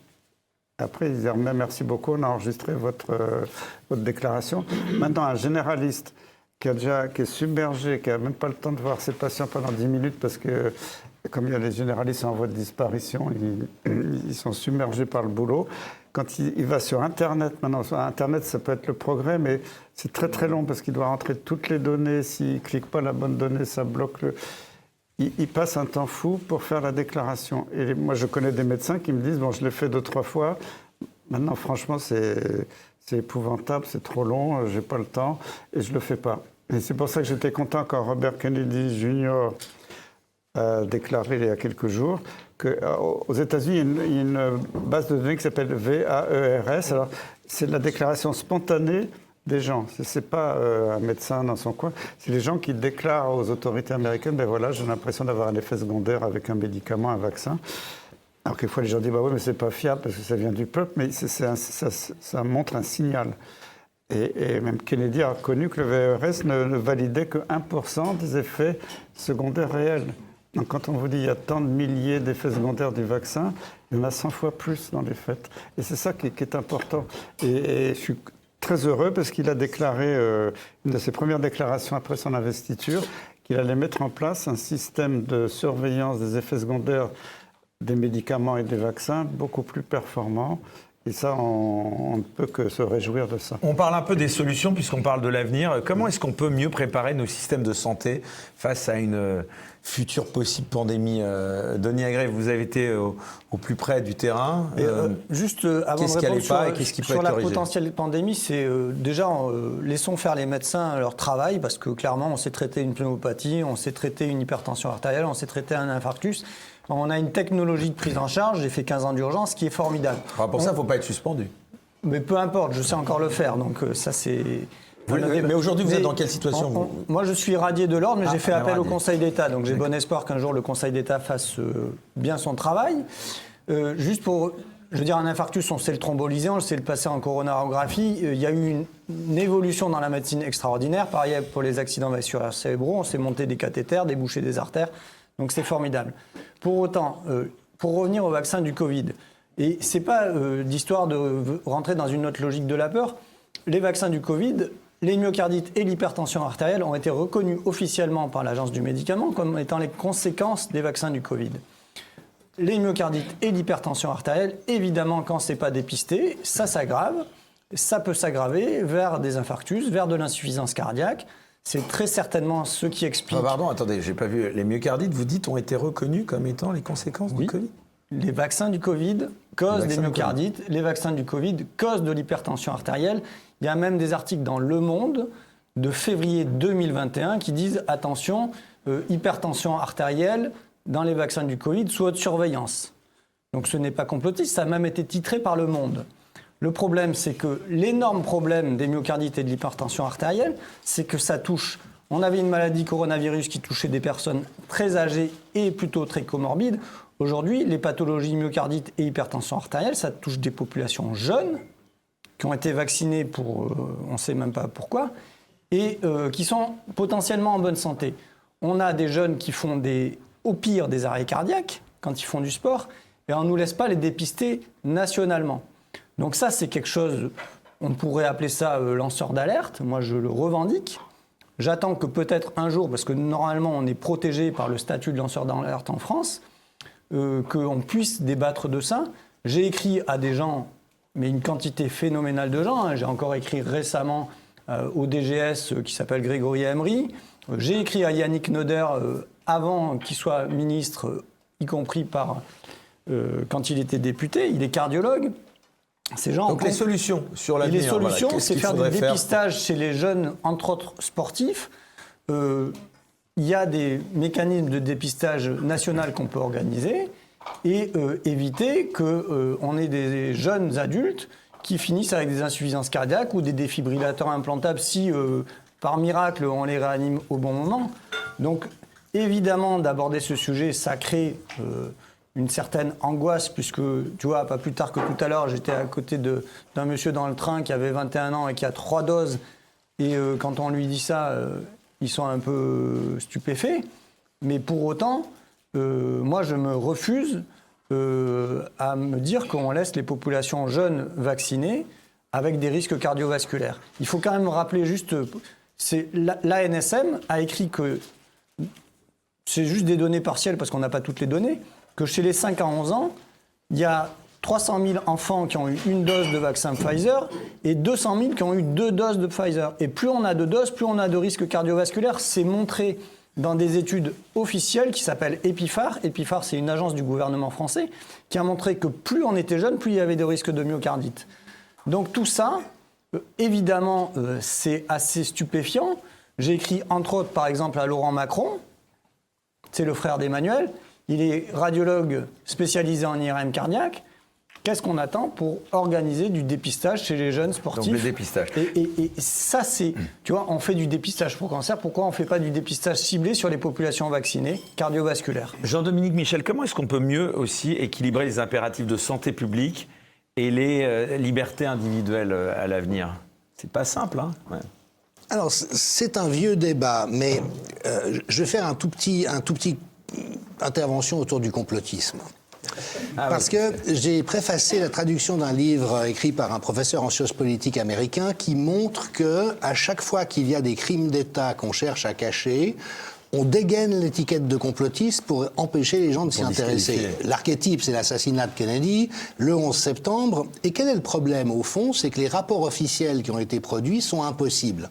On nous cache des choses parce que ce qu'il y a dans les rapports ne tient pas la route. Alors après, oui, ça ouvre la porte à des interprétations délirantes parfois, mais il y a forcément quelque chose qu'on nous cache, et là, il y a des campagnes de presse pour étiqueter tous ceux qui essayent d'apporter des éclairages comme étant des complotistes. Or, il se trouve que depuis 15 ans, je suis un des spécialistes de la corruption dans le domaine des politiques de santé, ce qu'on appelle la corruption systémique, et qui est énorme aujourd'hui. C'est-à-dire que tout le système de santé a été inféodé à des intérêts économiques qui font que la priorité n'est plus la santé des gens.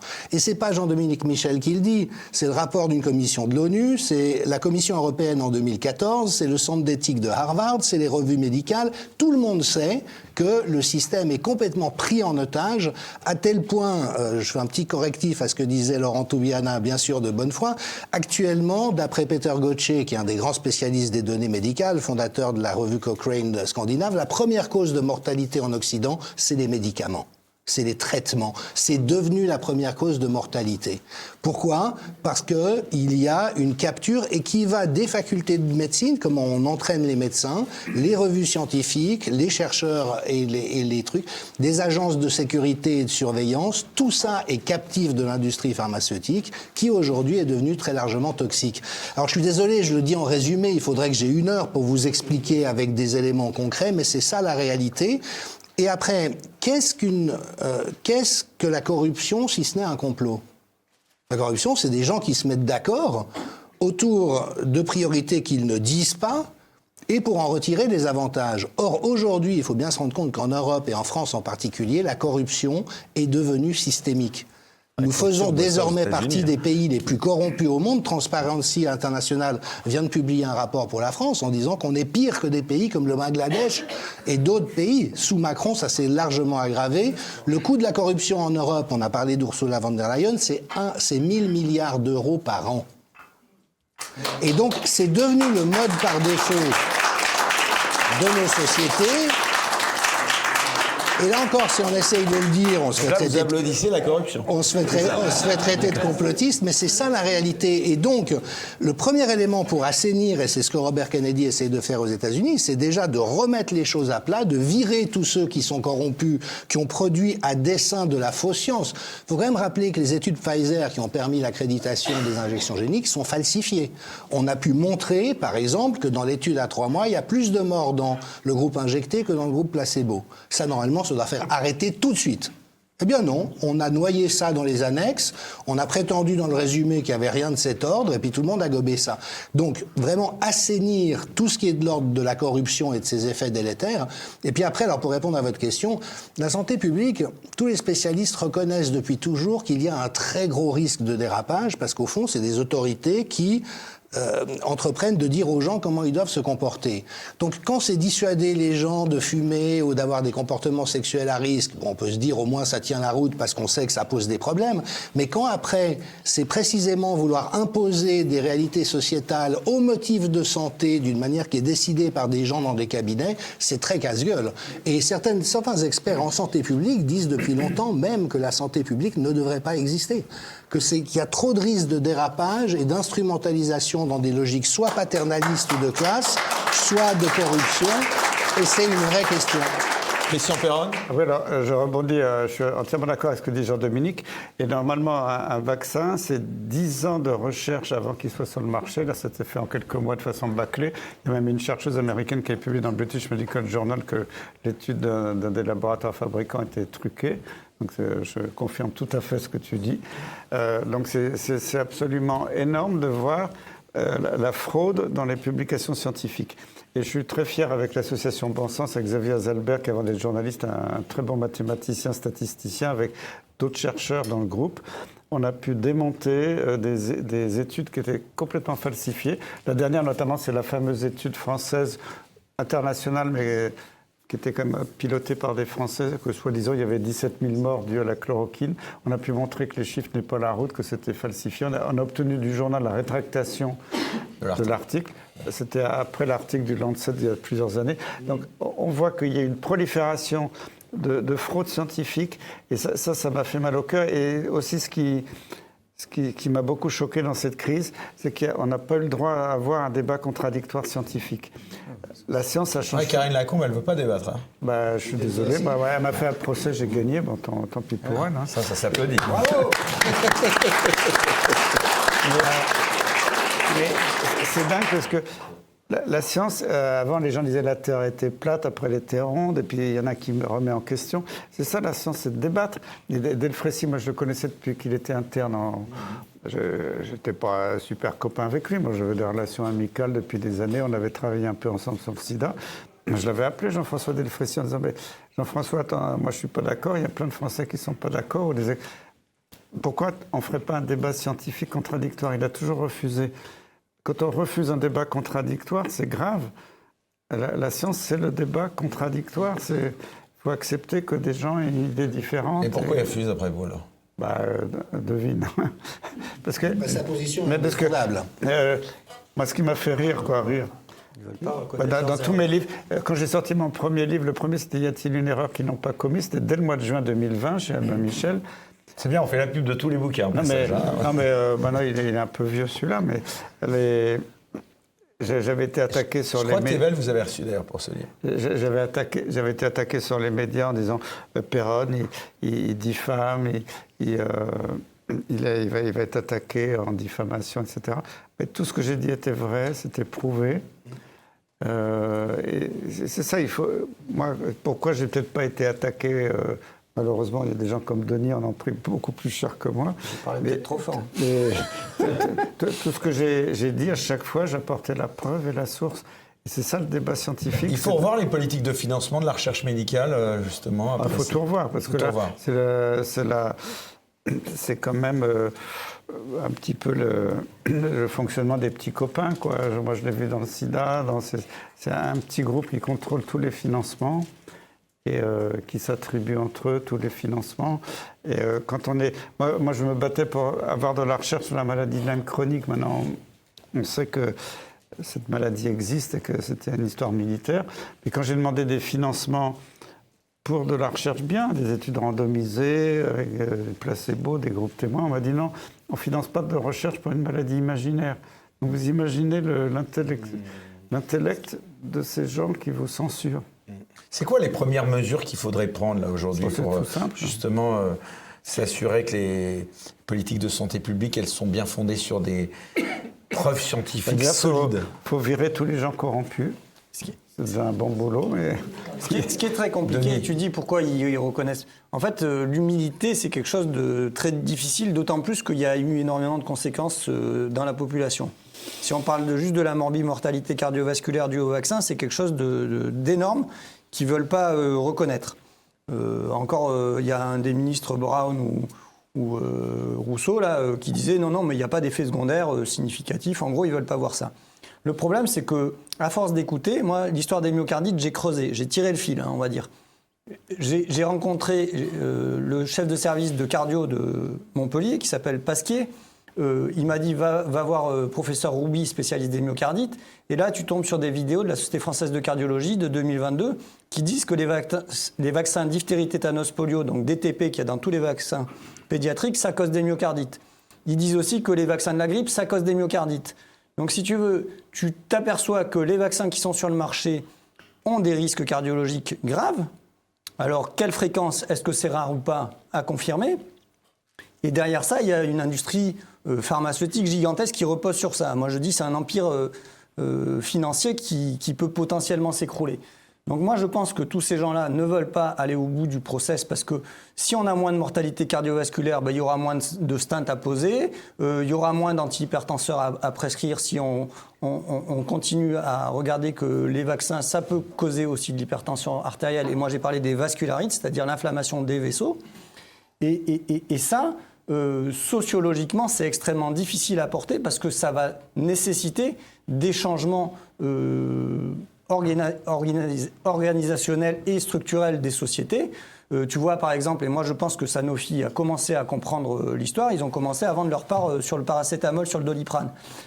Ils voient très bien, et j'ai montré dans des vidéos, après chacun en fait son avis ou pas, que peut-être moins on vaccine, moins il y aura de maladies graves, mais juste peut-être qu'il y aura moins de fièvre. Donc s'il y a moins de fièvre, on vend moins de paracétamol. Donc tout ça, aujourd'hui, les politiques en place sont sidérées. Il devrait y avoir des procès selon vous, là, il y a des coupables selon vous? C'est tellement énorme que je pense que je ne suis même pas sûr qu'il y ait une responsabilité individuelle des gens. Ce matin, j'ai réécouté une interview d'Irène Frachon qui a dénoncé les effets secondaires du Mediator. Ça, c'est extrêmement reconnu, c'est passé au tribunal, au pénal. Et donc, il y a des gens qui ont été nominativement attaqués, dont Servier. Et elle dit, Servier, c'est un paranoïaque mégalomane. Et moi, ce qui m'intéresse, c'est de savoir quelles sont les personnalités qui sont dans le pouvoir, quelles sont leurs résonances par rapport à ce qu'on leur dit, et s'ils ont peur des choses qu'on dit, qui sont, à mon sens, factuelles, parce que quand il y a des morts-nés qui décèdent avec une autopsie de myocardite, à un moment, ça se voit, et on me les envoie, et on peut les mettre sur les réseaux sociaux. La question, c'est comment on peut se rassurer sur le fait que, oui, on peut parler des effets secondaires des vaccins, oui, peut-être qu'à un moment, on peut amener la levée de l'obligation des vaccins, mais ça fait peur parce que les, entre guillemets, pro-vax, ils pensent qu'il faut qu'il y ait une énorme masse de gens vaccinés. On doit bientôt finir. On devrait réformer l'OMS, selon vous, Christian Perrin? Bien sûr, et j'étais ravi que Trump dise qu'il se retirait de l'OMS. Après, il a nuancé, il a dit si l'OMS, on peut la réformer en profondeur, il était prêt à revenir éventuellement, ou sinon à créer avec d'autres pays une nouvelle agence internationale de santé publique qui reparte sur des bases saines, parce que l'OMS aujourd'hui n'est plus du tout au service de la santé publique mondiale et au service des intérêts financiers de certains lobbies.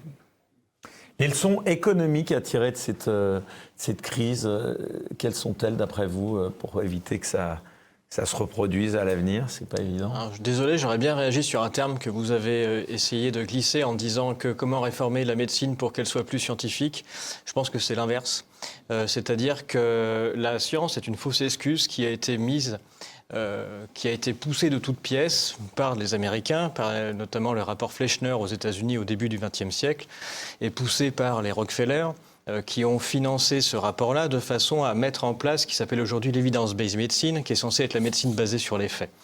La manière de considérer la médecine, les médicaments, les pratiques aujourd'hui, où on est censé avoir des laboratoires pharmaceutiques qui font des études compliquées avec des modèles pour montrer que ça sert, 100% des études que j'ai pu lire, je ne m'y intéressais pas avant, mais depuis le début de cette crise, sont des escroqueries monumentales. Ce sont des fraudes. Il n'y a rien qui va dans l'étude, ni dans les paramètres, ni dans les modèles utilisés, il n'y a rien qui va. Ce qui me fait arriver à la conclusion que cette evidence-based medicine, elle n'a pas du tout amélioré la médecine, elle a permis à l'industrie pharmaceutique d'écraser ses concurrents, qui sont toutes les autres pratiques médicales.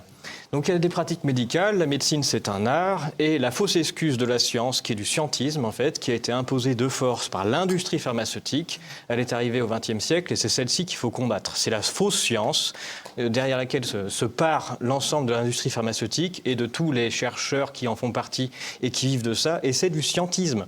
La médecine, c'est un art, et les humains ne sont pas des boules blanches ou des boules noires avec lesquelles on peut faire des probabilités en les tirant d'un sac. C'est complexe, et un médecin, normalement, quand il pratique son art, il est censé recevoir une personne qui est unique, qui a des symptômes qui lui sont uniques, qui dépendent de tout son passé, et qui doit la traiter en son âme et conscience, et ça n'a rien à voir avec des questions de probabilité, et donc il faut faire tomber entièrement ce mythe de la science.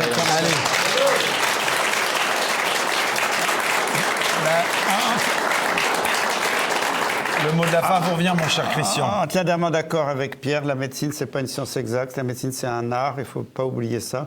On a voulu nous enfumer en nous faisant croire que c'était une science exacte. Pierre parlait de Rockefeller. Il faut pas oublier que dans les années 20, Rockefeller venait de faire fortune dans le pétrole.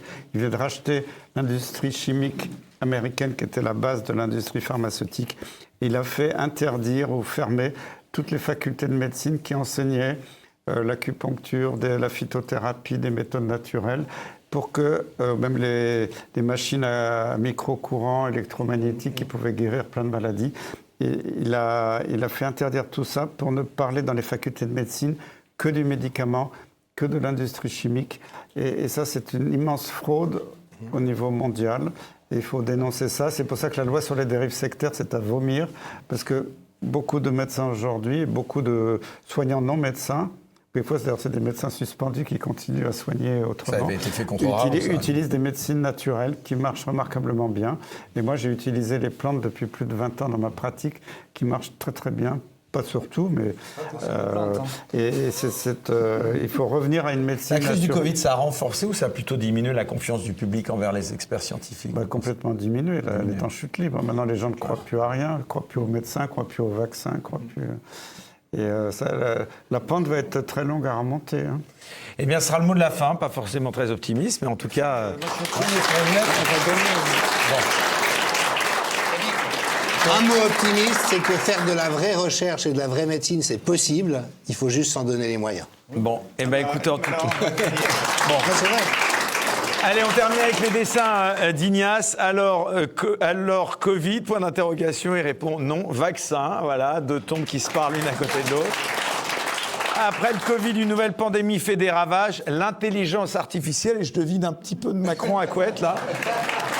Big Pharma a pris du galon. Hier, une vaste entreprise. Aujourd'hui, une religion. Si tu ne crois pas en mon vaccin, tu es un hérétique criminel. Hérétique criminel. Et enfin, après avoir payé des amendes et avoir été menacé de perdre mon travail, j'ai retrouvé la foi en la science. Voilà. Allez, on applaudit bien fort. D'ailleurs, si vous voulez soigner votre image en commandant des portraits, des caricatures, eh bien, vous allez sur designas.com, on va afficher le site de notre ami. Et puis, alors, on termine avec le cadeau. Donc, pour le professeur Perron, voilà, je pense que c'est un dessin, un beau portrait d'Ignace. On peut l'applaudir bien fort. Voilà, regardez. Hop, ah bah, c'est plutôt lui, voilà. Hop. Et ouais, bah là, rigolez moins parce que la version caricature. Voilà, regardez. Voilà. Merci beaucoup à tous d'avoir participé à cette émission. Merci Denis Agré, merci Laurent Toubiana, merci Jean-Dominique Michel, merci aussi Pierre Chaillot et bien sûr merci à Christian Perron. Je précise que tous vos livres sont à retrouver sur la boutique de TVL. Merci à vous tous qui nous suivez. Me faites des pouces levés. Partagez cette émission. On remercie bien le public, bien sûr. Et surtout l'équipe qui était ce soir emmenée par Raphaël, le réalisateur. Il y avait au son Pierre, accompagné d'Edouard. Au cadre, c'est-à-dire derrière les caméras, ce soir, il y avait Maxime, Charles, ainsi que Thomas. On les applaudit bien fort. Et comme d'habitude à la production, Martial, Arnaud ainsi que Marine. On l'applaudit bien fort. Et enfin, on n'oublie pas Charles Mathieu à l'ouverture de nos bouteilles. On se retrouve quant à nous dans 2 semaines pour un nouveau Bistro Liberté. Très bonne soirée à tous. Bye bye.